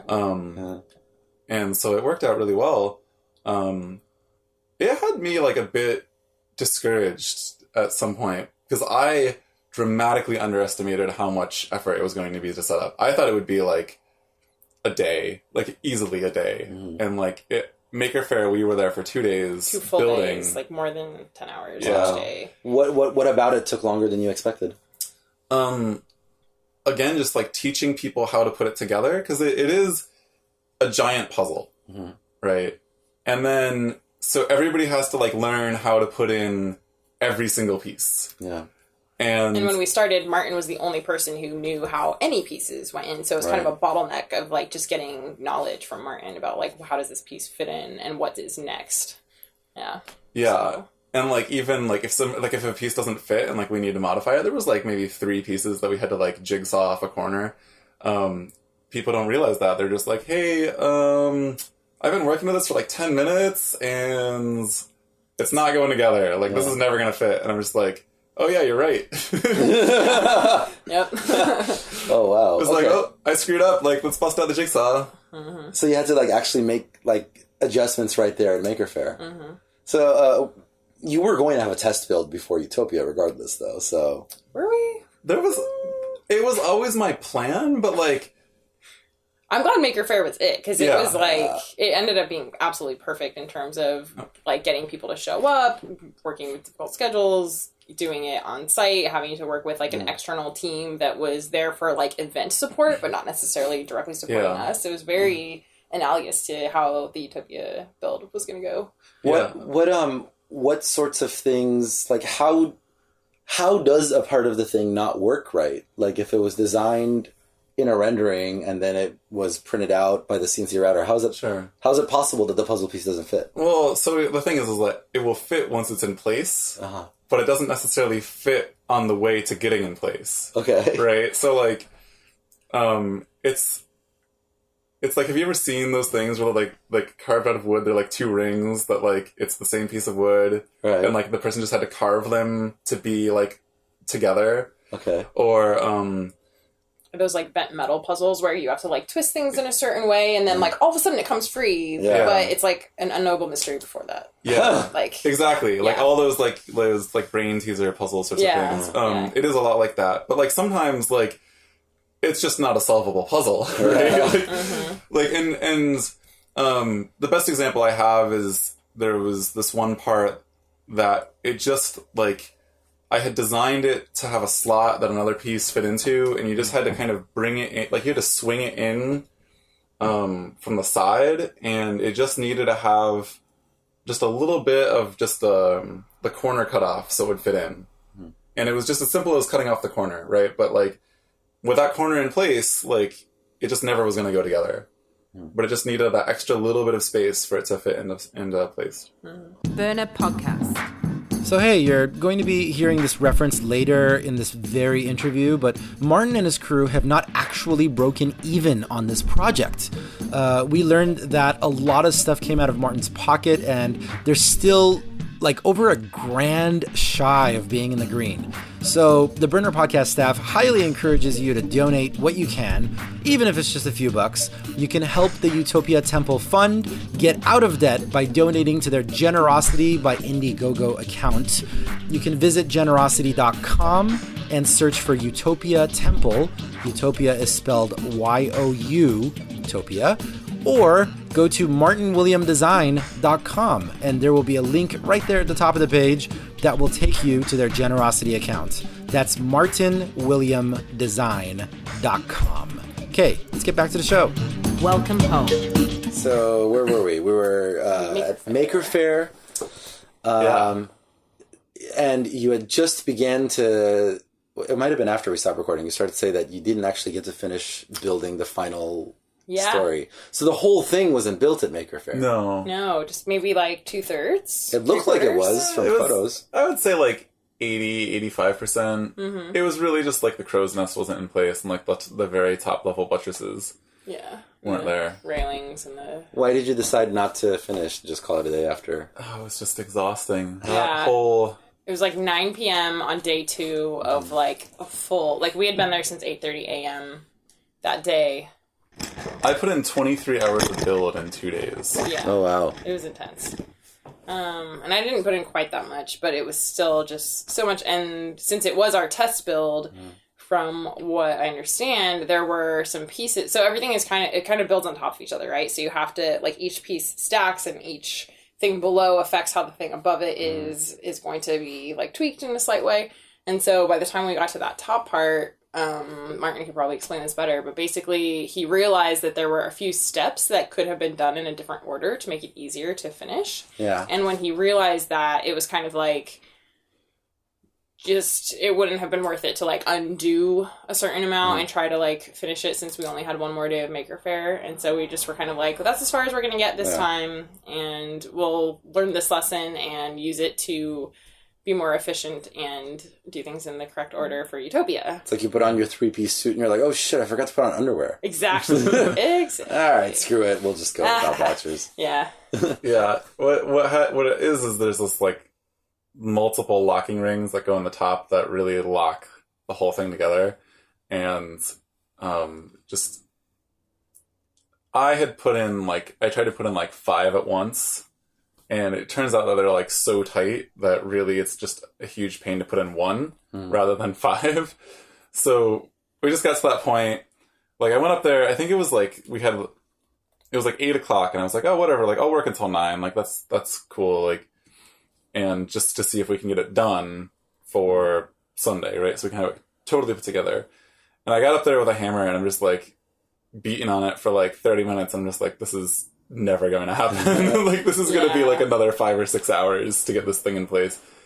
And actually at YOUtopia we ended up using like ratchet straps to like pull stuff like as like leverage to like pull in and hammer at the same time with a ratchet strap on it. Like that top locking mechanism.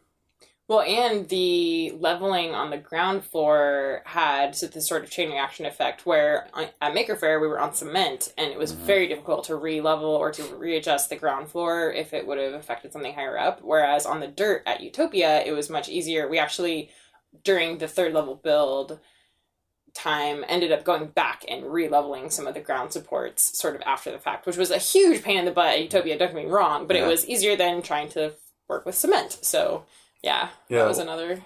I wasn't working on the ground floor for that part of it, but my understanding is people were just, like, digging out underneath some of, like, the leveling feet. Just we to, like, came up lower with them, some like, a quarter innovative inch. methods. Yeah, it was interesting. We actually used the ratchet straps as sort of, like, digging tools because, like, it was so...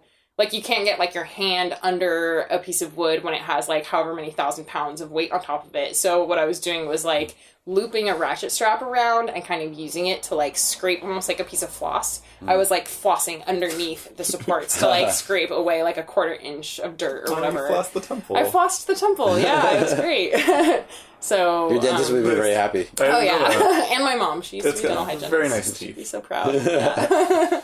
You said that you had mentioned something about how when Martin's away at the burn, were you like basically trying to get stuff figured out over here? Yeah, we had kind of... Handoff. Yeah, I think we had like maybe 2 full weeks of working together, but it was still kind of that chaotic, like not totally trained on, or like sort of totally trained on the router, but not broken in yet, and had sort of barely just gotten the communication strategies together to like communicate with the whole team at once.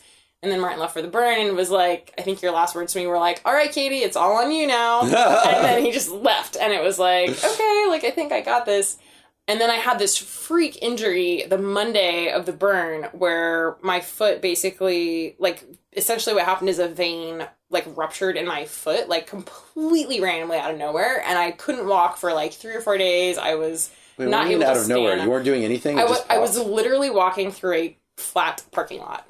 Like, doing nothing out of the That is the most terrifying thing ever. Right? Oh my god. I was like, surely I must be dying. Like, this is completely insane. And the You're just doctor walking was all of a like, sudden, like, pain completely overtook your foot. Okay. I like, watched, like, a purple volcano come out of my foot. It was, like, swelling immediately. Like, huge. Yeah, it was... Oh, dear God. Yeah, they thought it was, like, a stress fracture at first. And then afterwards, the ER doctor was like, no, you essentially have a giant bruise.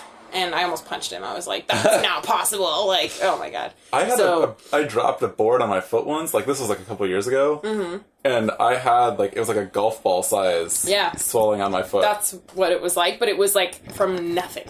From absolutely nothing. I had been working on the router the Saturday prior, and I had run into the I-beams on the router table. And so I had this gigantic bruise, like, on my upper leg that I was like...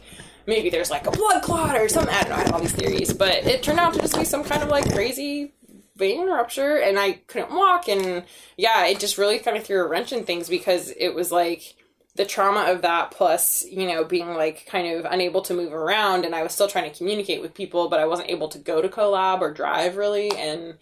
luckily Colin really stepped up that week and did a ton of cutting. Oh my god. But yeah, it just was kind of like this crazy Colin already thing. had like all the load of preparing for YOUtopia. Mm-hmm. Yep. Wow, he went insane. above and beyond, like totally. So yeah, I think everybody really like pitched in as much as they were able to, but we didn't get as far as we wanted because we were also having a lot of technical difficulties, which normally we would have called Martin and been like, Martin, this weird thing happened with the router, like how do I fix it?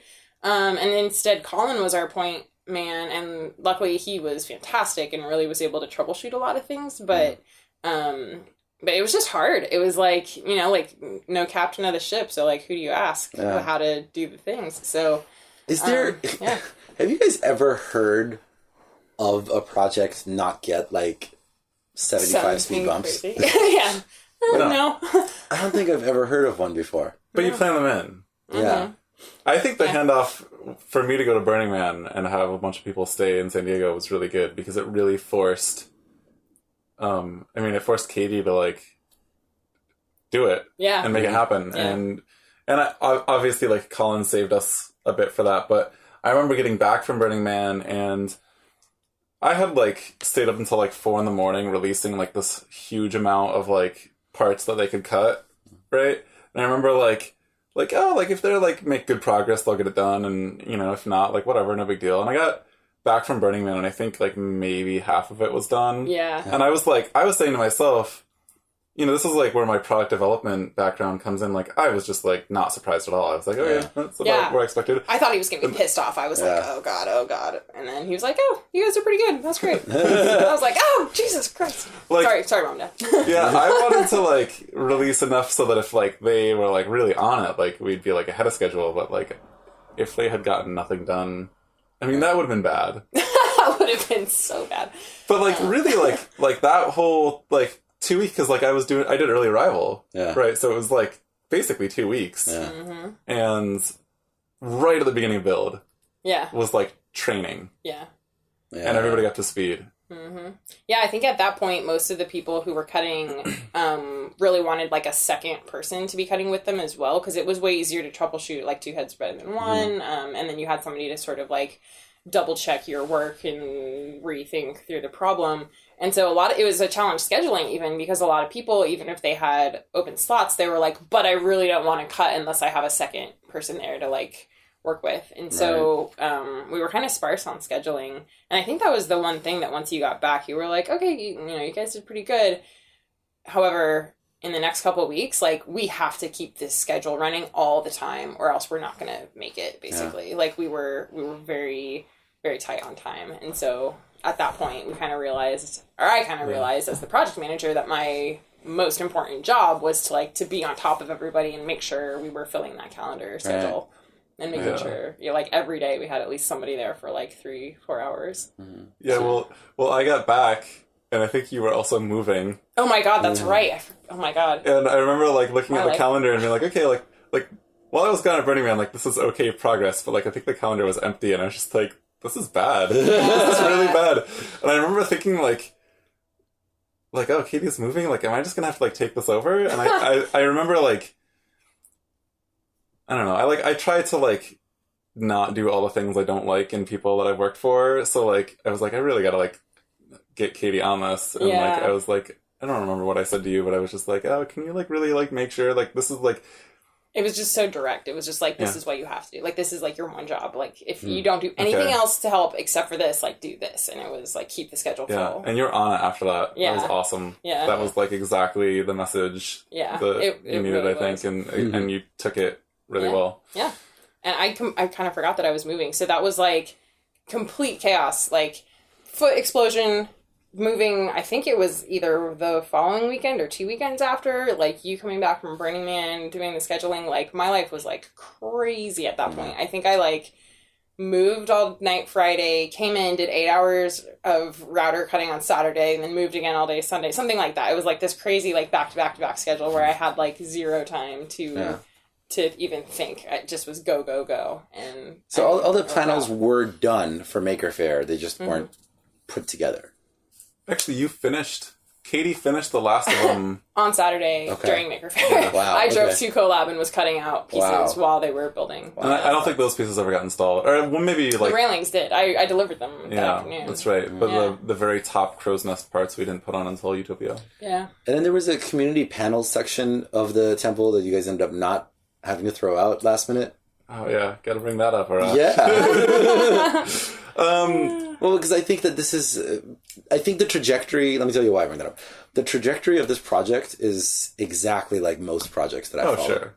Our project, I mean, we'll tell the story of Cabina X0 another time, but that's what I've discovered to be the case with all of them. And I think that part of the experience that I've had, and I've observed everybody have when they're working on these projects, is that you aim for this thing that it's going to be, and then like you try to get as close to it as possible. And it's Burning Man, you know? Yeah. Yeah, there were two aspects of this project that failed to happen.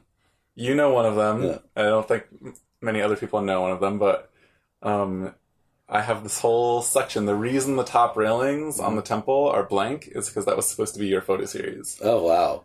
And the... that was only supposed to be mine? I thought it was other people's imagery and stuff, too. But the railings. So when people see pictures of the temple from YOUtopia, the very top railing is the only part of the entire structure that's like completely blank, and it might actually look oddly blank compared to the rest of the building. And that's because that was supposed to be where your photo series was. But like literally like the hour that we were going to start cutting it is when the router broke. Yeah. And I was just like, it's not going to happen. Yeah. That's okay. Really, you know, like, so in my mind, that's the only part that we didn't really deliver. There's no way anybody's looking at that, by the way, and thinking, oh yeah, there's something missing up there. I don't know, if people who, I'm sure architects, like, in the community are, like, looking at it and like, I wonder what's supposed to be there. Like, you look at the rest of the structure and it's all put together except that one. Yeah. It's the only oddly blank spot in the whole building. I'm gonna have to look at it again because I don't remember. I remember looking at it and thinking like, I wonder where it would have gone. I mean, I'm sure like 95% of the people are like, oh, this looks totally awesome and done. But like, I bet there are people out there who like saw that and they're like, there was supposed to be something there. That's art, man. But yeah. So the community panel project, I don't, you know, it was like a part of the project that didn't come together, but like in a very different way than like the reason that we didn't get to your part is because the timeline was so tight, and then we had technical difficulties, and it just ended up not happening. The community panel project is more of like, I think like somebody asked me if this project was a challenge, and like I can honestly say that like the technical side of it, like, I mean, it was a lot of work, right? But how do you define like a challenge, like, quote unquote, right? It wasn't a technical challenge, it was just time consuming for me. Right. But like the community part of it was like totally like unexpectedly difficult. Yeah, and I had sort of thought in the beginning when we talked about things that as the project manager I would have been able to coordinate both sides of it, but then after sort of like the scale became fully apparent and just the amount of work it was taking to manage the cutting and then also like be one of the primary router operators, I was so tapped. It was like I could not add another task without dropping something else. And we had a couple people, one person in particular who had volunteered early on in the process to organize all the community panel stuff, and then she ended up having a sort of personal crisis that she needed to take care of and couldn't stay on top of it. And so we, like at that point, we were so consumed with the cutting and with making sure we were on schedule for that it just kind of,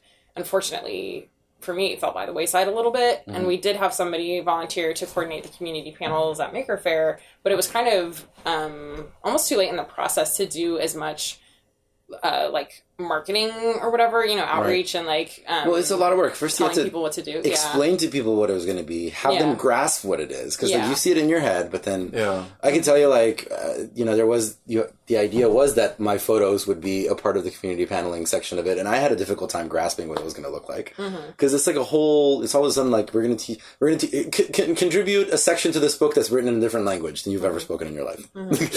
So it's to me like it's interesting to see stuff like this happen, because I think, and it's important, it's encouraging, I think, for people that want to build projects to know that you are going to have aspects of your project that don't come totally to fruition, and that doesn't make the project any less than what it was. Because we're going to get to YOUtopia in just a second, and what a right out of this park hit the temple was, and I don't think I know for a fact I didn't talk to anybody that said anything about the community panels. I can kind of gloss over some of the community panel stuff briefly because it is worth mentioning. But like basically, what Katie mentioned was like half the problems. Like that wasn't even the whole thing. Yeah, like, I didn't even have to do that. There was my intent was that it was going to be a community outreach and community participation sort of thing, right? Like, wouldn't it be so cool if some local artists had like designed basically like I'm giving you a blank canvas to put your art on the temple, right? And we have a lot of people in the community that know how to use a laser cutter or know how to design that kind of stuff. And the idea for me was that you or I should say artists would create their, you know, laser cut ready art, and we would cut it out on the router in a bigger format and put it on the temple. The problem is that I had so few submissions, and some of the submissions that I had were like, even it was very important to me that it be original work, and some of them were clearly derived works that weren't even that far removed from the original artist, with no accompanying like permission from the artist. And so I was like, I don't really want to cut out something that somebody's sending me that's somebody else's art, right? Second of all, I don't even, like, it's basically copyright infringement, right? Yeah. And, like, third of all, if I was going to do this, I'd want to work with the artist, not, like, this other person. And it just was really, I was really not expecting people to submit that kind of stuff. I was expecting more original work. Right. And, like, I had to fight with people. Like, I had to, like, actually fight with people. And there was, like, at least one day where I spent, like, almost the entire day just, like, basically telling people no. And it was, like, really discouraging. And I did get some, eventually everybody got to some place where I was like, okay, like, this is okay. I will let this go. I'm, like, not critiquing anybody's work. I just want to make sure it's original, right? Right. And eventually I did get everybody to submit something to me that I was okay with putting on the temple in that sense. But then we still only had, like, maybe less than 5 people participate. And then there was the Maker Faire stuff, and that just ended up being... and I really want to shout out to Denise for, like, really putting that together, because she rocked that. Yeah. But the fact is that it ended up just being, like, a lot of kids at Maker Faire, because Maker Faire is a very child-oriented event, who just, like, painted, their kid paintings. Yeah. And I would have loved to have that on the temple, as part of the temple, if we also had, like, a lot of community involvement. Right. But it basically came down to be, like, we were going to have this, like, section of 4 panels painted by children, with, like, one painting by somebody there who was, like, in their, like, 40s or whatever, that had, like, a nice painting on one of those panels. And, like, the rest of the whole temple was going to be completely unpainted. Mm-hmm. And it just felt out of place. Yeah. And then the community panels, like, I decided to just abandon that when I realized that we were only going to have a few people. One of the things that actually happened was people who told me what they were going to submit that I was, like, kind of excited about, as soon as they saw the temple set up at Balboa Park, they were like, oh, we don't want to cover this up. So, like, I had some of the people drop out on their own who had stuff that I was kind of excited about. So that even reduced the participation rate after it was built. So I was just like, if this is happening, like, it's just clear that the panels they don't belong. It's like being stood up by a date who saw you waiting there and decided you're too good looking for Shoot yourself down. Like, oh, I can't. Yeah. I can't have dinner with this person. They're way too hot. and the 2 people in particular, like, I know they're friends of yours, and just, like, I was really happy that they, like, thought that about it too. So it's really cool. Well, cool. All right. Well, let's get to YOUtopia. What day did you guys arrive on the mountain? Because YOUtopia starts on Thursday officially. Yep. Tuesday, Tuesday, late evening. Yeah. Okay. But we had started with truckload, I believe, like 8:45 a.m., something like that, 8:30 a.m. Yeah, so, I got up like 6:30, went to get a rental truck. Yeah. And then I think we had like 5 people total, including us. 6 people total. This is all being stored at a collab, by the way, right? No. At this point, it had sort of started at collab, migrated to several garages, including Martin's, and then after Maker Faire, we unloaded it directly into Martin's garage. Yeah. So all pieces were at Martin's house. It's 100% stored in my 1-car garage. Wow. Yeah. Okay. Yeah. And so at that point, we all just showed up at Martin's house and basically got to work. It just was like probably an hour or so, hour and a half. About an hour and a half to load it. Yeah, to just sort of load it all in. And of course, needed Martin to jigsaw and Tetris everything together so that it fit and wouldn't move around too much. So actually, like, the truck and trailer loading and unloading both at Maker Faire and YOUtopia was like sort of a process in and of itself. Because you have that many pieces. Like, how many pounds did you say it was? Like 3,000? Oh, no, it's probably like 4,000 to 5,000 pounds of plywood. Yeah. Wow. So yeah, making it fit and directing, like a number of people to be moving it from one place to another can definitely get a little bit hairy at times. But you kind of just become a well-oiled machine after you've done it for a certain amount of time. Yeah. So you guys get on the mountain, you said Tuesday night? Yeah, like late-ish afternoon, early evening. Yeah, I think I was there at 3 o'clock. Yeah, you were there at 3. Yeah, it was. We had definitely started unloading and doing stuff at 4. Mm-hmm. Like, first we dropped all our personal stuff off at camp, and then drove up to where the temple was, and I think it was just me and Chuck for... Brian? Or no, Brian was doing his tent. Yeah. Chuck Cole. I also want to shout out to him because he showed up. He didn't even stay for YOUtopia. He just helped set up. Mm-hmm. Yep, both days, Tuesday and Wednesday, drove out and just helped. Yeah, he was great. Yeah. He helped the Maker Faire, too. Build was basically Tuesday afternoon through Wednesday night? Mm-hmm. Yep. Did it go up faster at YOUtopia than Maker Faire? Oh, yeah. Yeah.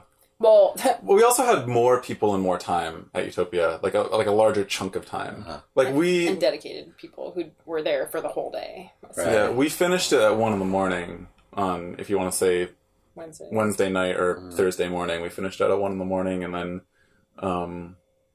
and then on Thursday we just like went up there and fixed like a couple things. cleaned up a little bit, swept and hung up a sign. Said 20 people max. And Yep. But yeah, one of the things that was frustrating at Maker Faire was that so many people were interested in it that we were constantly being interrupted by people walking by going, "What is it?" Oh, wow. Okay. And so just the sort of like publicity part of it or whatever, public outreach part of it just was like super consuming and really disruptive. And so at YOUtopia, especially like Tuesday and Wednesday morning, there was nobody. It was just us. So we were able to be super laser focused, just like doing it. And then sort of later in the afternoon, there would be, you know, some cartloads of people coming by to just check it out. But everybody knew it was the temple by that point, I think. Yeah. And so, they stayed out of our way. Yeah, they weren't too. being disruptive. Maker Faire was, I mean, for as much of a hassle as the people were, I will actually say that we definitely raised a few $100s at Maker Faire just by being there. Mm-hmm. So that was cool. Yeah. That's cool. Mm-hmm. So, Thursday, YOUtopia, doors are open. Mm-hmm. Yeah. Tell me about it. 20 people max. I don't mind saying now that it's actually designed to hold something like 150 to 200 people. Like, you could have it totally packed with people and it should be fine, but I don't want to take that risk. Let's talk about doors opening. I don't sleep well when I have a 20-foot tall structure that people can climb. Mm-hmm. At an event like that. Yeah. But one thing that I heard that was really nice is that the community was very protective of the structure. And with that sign there saying, you know, like 20 people max, don't be a jackass. Don't be a jackass, Yeah, I heard stories of people who said that they had gone independently. They weren't on temple crew. They had no, you know, direct relation to the temple, and that they had been hanging out and some drunk person had been doing something that looked kind of damaging, and other people would be like, hey, don't do that. Like, this is the temple. You don't want to break it, you know? And so... Stop being a jackass. Yeah. So it was really nice to hear that people felt that sort of, like, ownership of it, or that participatory sort of, like, community feel about it, that they were willing to step up to other people to keep its integrity. Yeah. Yeah, I went up there... probably like twice a day, at least every day, and a lot of times I really like to just kind of be anonymous and like hang out like I'm just a regular Joe Schmo burner, right? Mm-hmm. And it was really, really super rewarding to like see how people interact when they don't know that I'm the guy who built it, right? Yeah. Because then you get people in their natural state, right? Tell me some of those. And just like, I didn't see like what Katie just described. I didn't have that direct experience, but like just the way people seem to like be careful and mindful of the space. And there was a guy up there with like a hand drum of some sort around sunset. At least twice I saw him there. Just really creating a nice vibe. And he had a crowd at one point, and people were like, he's hanging out inside. And what's that? What do you look like? Just shaved head. I don't think so. He's an Asian guy. I can't say more than that. He had one of like the steel. Yeah. Okay. Drums, yeah. And it was really cool. Drum. Was he wearing a onesie? Maybe. If he was wearing a onesie, it might be Toki the Bear. Oh yeah, that's that guy. Yeah, it is. Yeah, that's funny. Yeah, I met him and he said that he enjoys the show and stuff. And I remember he was playing wonderfully. Yeah. Yeah. I saw him up there twice. It was super cool. Shout out, Toki. And he is just as adorable as his name would suggest. I didn't get to see him. And then one of my favorite things to do was to hang out on like the second balcony as people went up to the crow's nest, and just like hearing people's reaction on the crow's nest, and just like people just being like, oh, this is awesome. Mm-hmm. And like even climbing up the ladder at one point, like there's this guy who's like, I was climbing up the temple, and this guy like, you know, looked at me, he's like, it's a really good view, you gotta check it out. And I'm like, okay, I will. I think Colin said that he got up to the top and cried. Oh. Because he looked at like the whole event from up there, and Colin told me, I was actually with him the night that he climbed it at nighttime for the first time, and he said to me that it was like walking on Esplanade at Burning Man for the first time for him, and just that he had never seen YOUtopia from that angle before, because there was previously no other way to, like, you're never up that high, because we put it right on the edge of the hill. Like, the thing was basically almost in the bushes. We wanted to get it so close to the edge, just to have that effect, and yeah, I mean, that was really rewarding. I mean, he's the guy who, like, basically, you know, told me to do it. Like, you know, he was the guy, like, he was my first cheerleader, really. You know, the first person who really pushed me to pursue this project. So, that was really awesome to see him up there and hear that reaction. And that's great. I mean, what was possible? What was because you gave me yours, the biggest surprise, like the thing that was most unexpected. For me? Yeah, of the responses. You said like, right, people owning it and standing there guarding it. Yeah. And that was like completely unplanned. You know, we didn't spread the word about it or anything. What was that for you? What was like the thing that surprised you the most or was unexpected? I don't know that there was any one.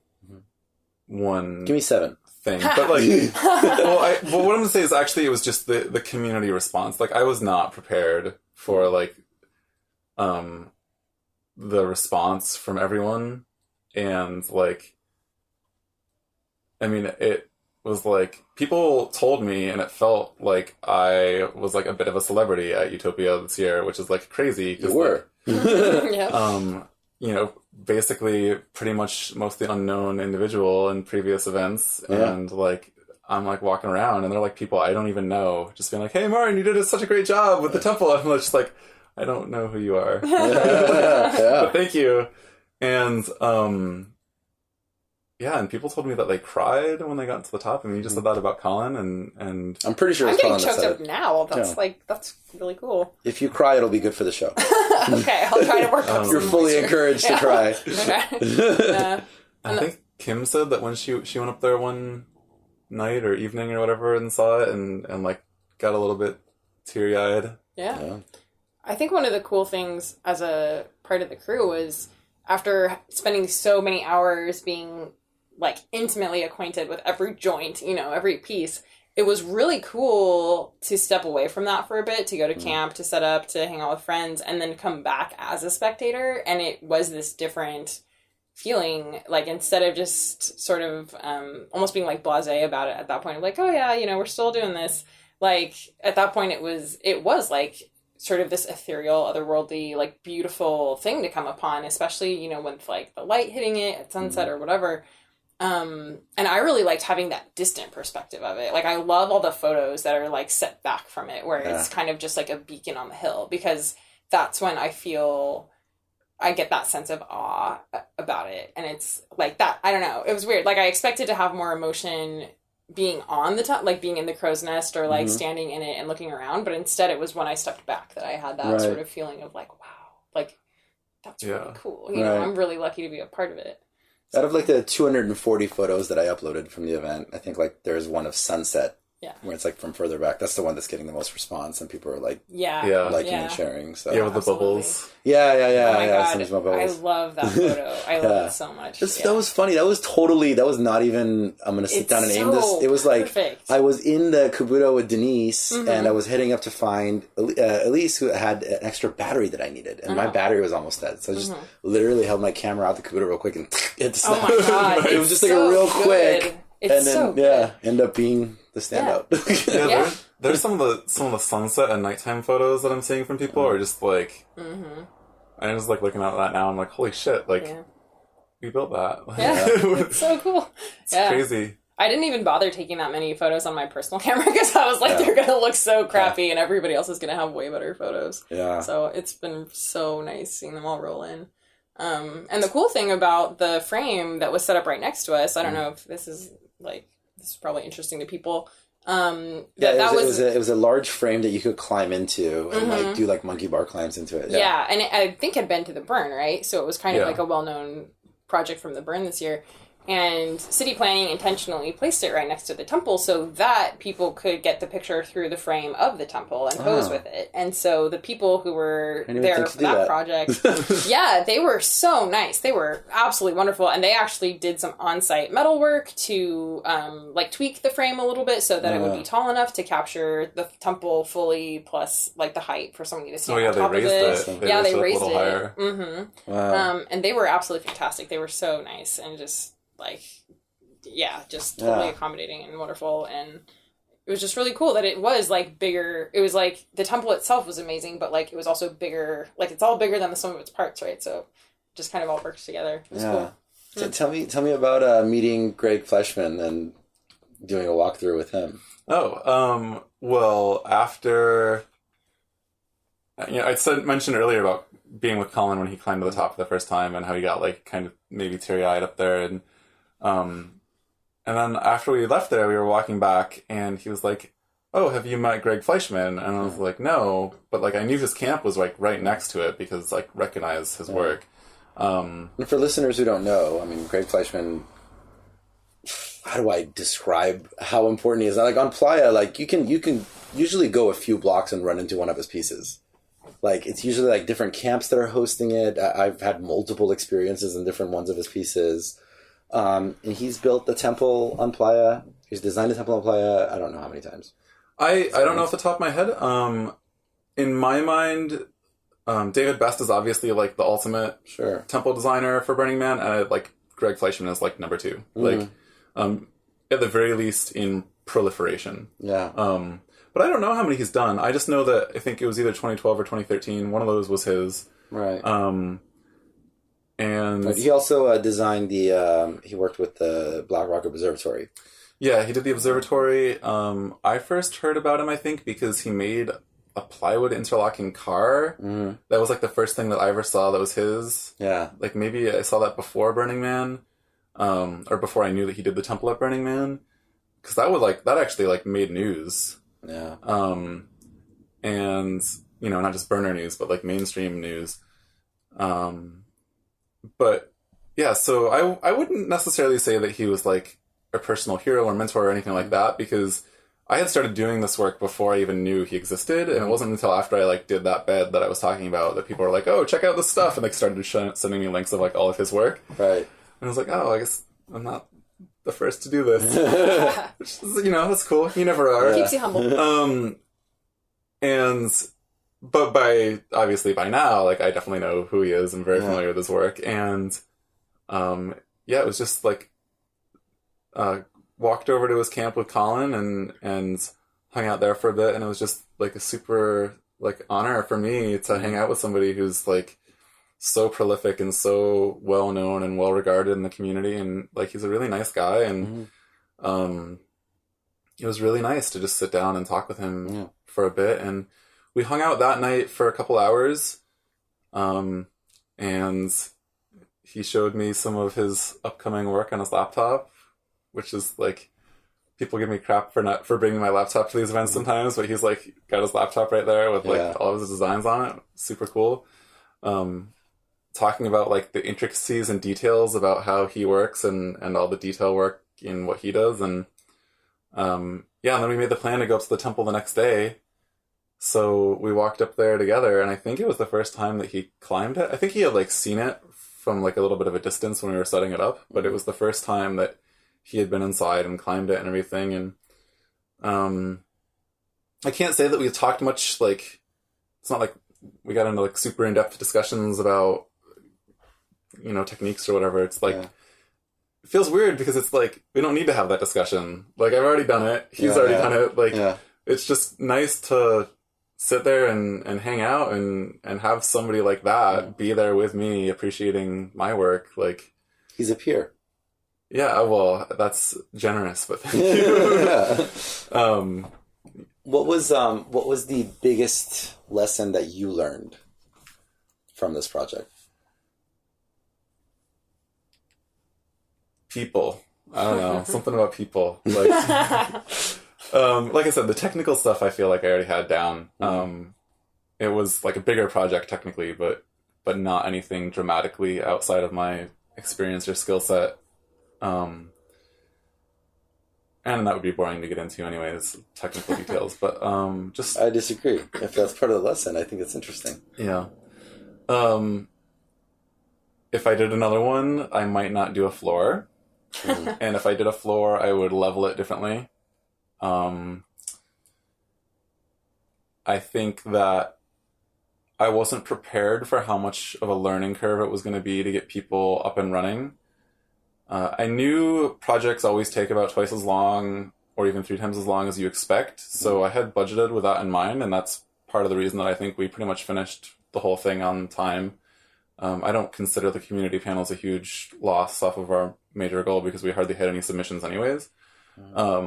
If we had like 50 submissions and we didn't do any of them, then that would have been a pretty direct failure on our part. But as it was, I don't really consider it a direct failure on our part. But I'll also say... time-wise, we would have had time to cut them if we had compressed the schedule that last week. Getting community support, or community involvement, really.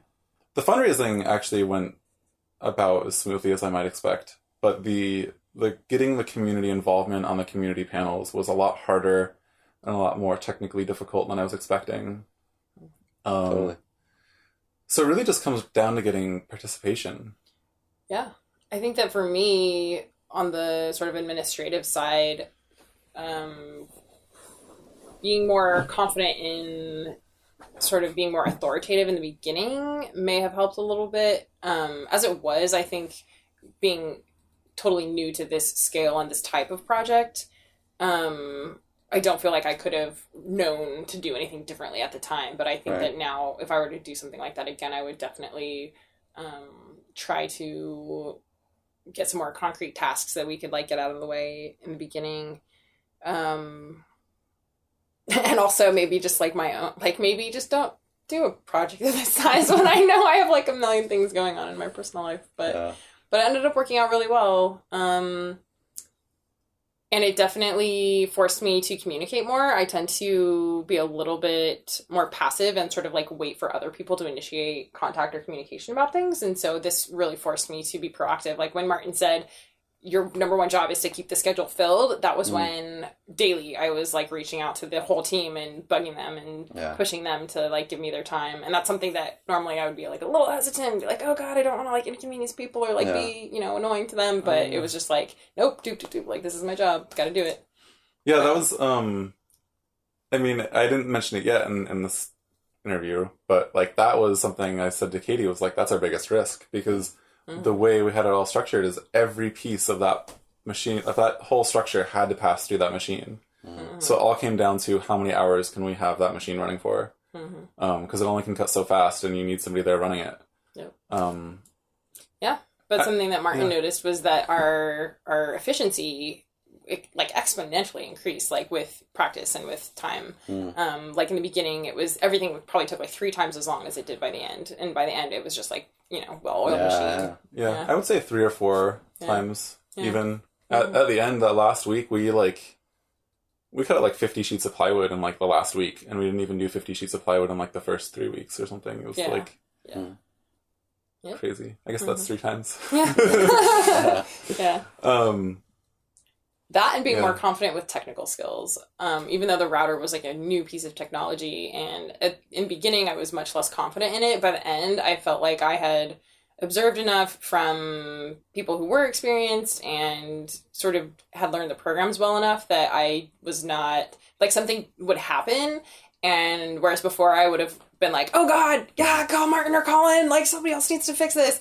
By the end, something bad would happen and I would have like a couple minutes to just sort of like walk through everything that could have possibly gone wrong, check all the things and fix it fix it without wasting a whole sheet of plywood, which is probably what would happen in the beginning. So I was really proud personally that I was able to do that and felt like I grew a lot with that. So I have a newfound respect for like teachers because like there was a lot of teaching involved. And I'm really glad that we did it in a way where we taught like a core group of people and then had that branch out, because that took a lot of that was a huge undertaking to get everybody up to speed.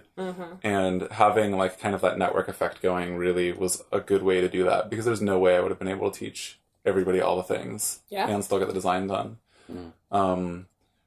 And like, yeah, so getting people trained and getting people up and running and scheduling are like, I mean, those are like the big risks. Those are definitely, if I did a project like this again, Yeah.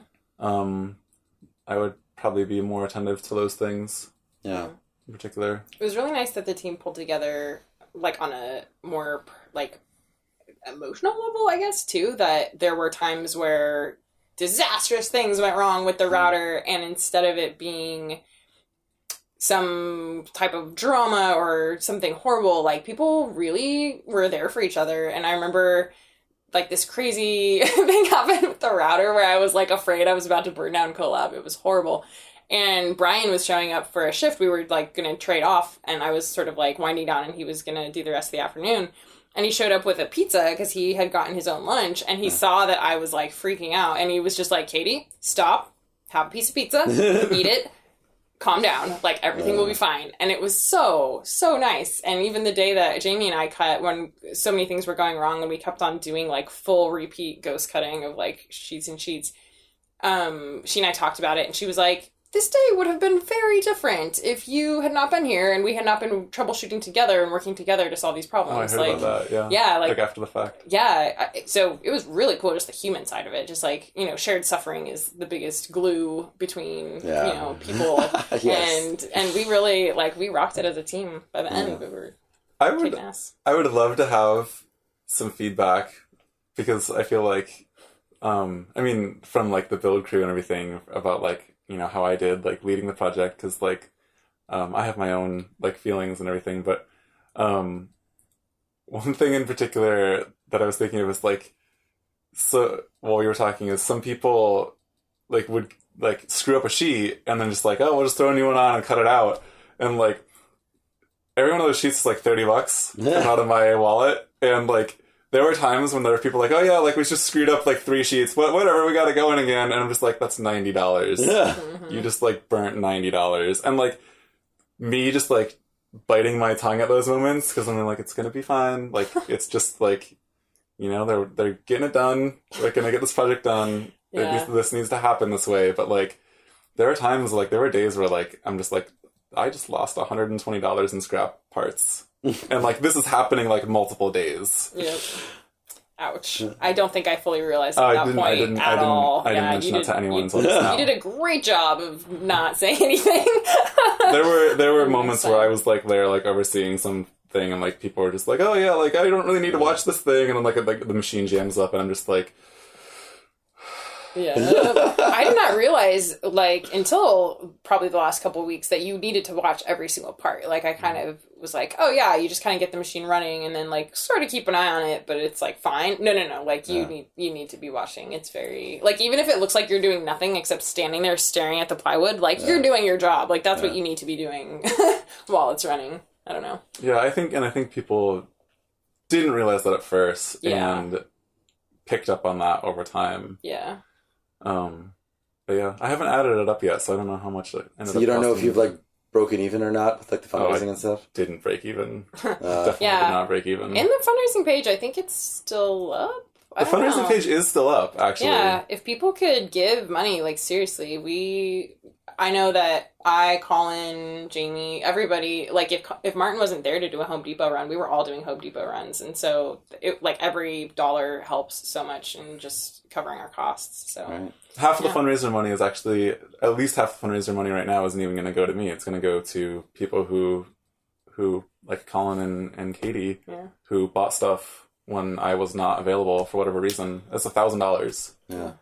Just in that stuff alone. Wow. Yeah. Wow. That's insane. Yeah. I think that's one of the major things, too, is a lot of people don't realize. Like, there's so many, all these different factors that go into building a project. Mm-hmm. Yeah, and, like, the rental truck, I just found out, cost me, like, twice as much as I was expecting. Oh, no. Yay! Yeah. They really don't tell you when you're, like, doing the thing, all the costs involved. Mm-hmm. You really gotta dig into that. Yeah. Yeah. What's next for the temple? Where is it? Is it, like, sitting in storage now, or is it gonna be seen anywhere else? Yep, it's taking up my, like, 50% of my garage right now. It's, we're, like, still up in the air if Kim and I are going to set it up for our wedding, but I think that would be really nice. That would be, like, a good opportunity to, like, introduce people who aren't involved in the Burning Man community to like this aspect of burner culture. We're gonna have like hopefully a little bit of like a mini festival type wedding. Is it out of the question for it to be the temple again next year? You know, maybe with added community benefits. Here's the thing, right? So it's not. I don't know that any temple traditionally has ever done double duty. Right. I mean, obviously at Burning Man they usually get burned, and I know that there has been some talk thrown around about burning it at one of the regionals that has burning structures. Nothing's been decided or set in stone yet. People have already asked me if I would do another one. Like, oh, that was awesome. Like, you're gonna do it again next year? But like, it's a solid 6 months. Yeah. And because we did that in 3 months, and I would not do it on that aggressive of a timeline again. And I think I would need like, or I would scale it back. I could not. I don't think I could do that again so soon. I need the memory to fade a little bit. It's kind of like childbirth. Right. Like forget how painful it was before you do it again. I would either need a longer timeline, or I would not do something as big. Right. Because that was a little bit too aggressive. I mean, we did the whole thing in 3 months. We had we from first cut we had only 6 weeks to build it. Yeah. Wow. Yep. Wow, that's crazy. Okay. Yeah. Well, guys, it's I think we really got the most well-rounded from beginning to end story of a project we've ever done on this show. All right. But what can I say? I'm a detail-oriented guy. Yeah. Yes. Thank God. Listen, thank you so much. Not just for coming on and telling the story, but I'm certain, it's very rare that I can be certain that I can speak on behalf of the community, but right now I am certain that I can speak on behalf of the community when I say thank you for all the work that you put in and this magical, amazing thing that you created that provided a space for people to have magical, amazing experiences. It really was, it elevated the entire festival. I really feels that way. And I think this here really was the best YOUtopia I've ever been to. And I know that I didn't speak to a single person who wasn't absolutely blown away by the temple. And that really contributed to how people experience YOUtopia as a whole. So thank you for all your hard work. I know it was an ass kicking because our project was like tiny compared to yours and our asses are completely kicked. So I can only imagine what it's been like for you guys. So again, thank you. Thank you so much for coming on and telling the story. Thank you for doing it. And all the thank yous to your team and crew and everybody. Yeah. Thank you, and thanks to the community for all the love. Absolutely. And thank you, Martin, for letting me be a part of it. I did not know what I was getting into, but I'm so glad I did. Yeah. And thank you for being a part of it. I think we all are.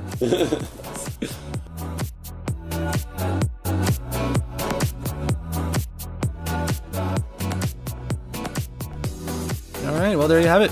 New episodes are up on the first and third Wednesdays of the month. Today's episode came out a day late. That's not normal. It's not typical. We're usually very much on time, but, YOUtopia. We're on multiple podcasting platforms such as Stitcher, TuneIn Radio, Spreaker, among many others. We are also on iHeartRadio now. So if you want to listen to the show, it is not hard to find. The Burner Podcast movement is made possible due to the efforts of various contributing producers, as well as a regular staff, which includes our network music editor, Navjit Sarna, who is also the producer of Burner Podcast Presents Alkaline. That's our DJ Mix show where we shared the unts. Our online editor is Tori Massey.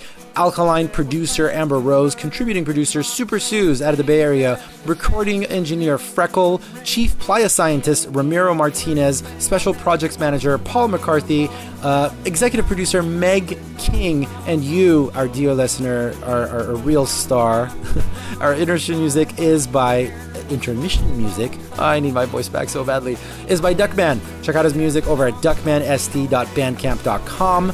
The Burner Podcast theme song is America's Horse with No Name remix, produced by Joeman. Check out his music at soundcloud.com/DJ Joeman. So until next time, love and light and all that other crap. Good night.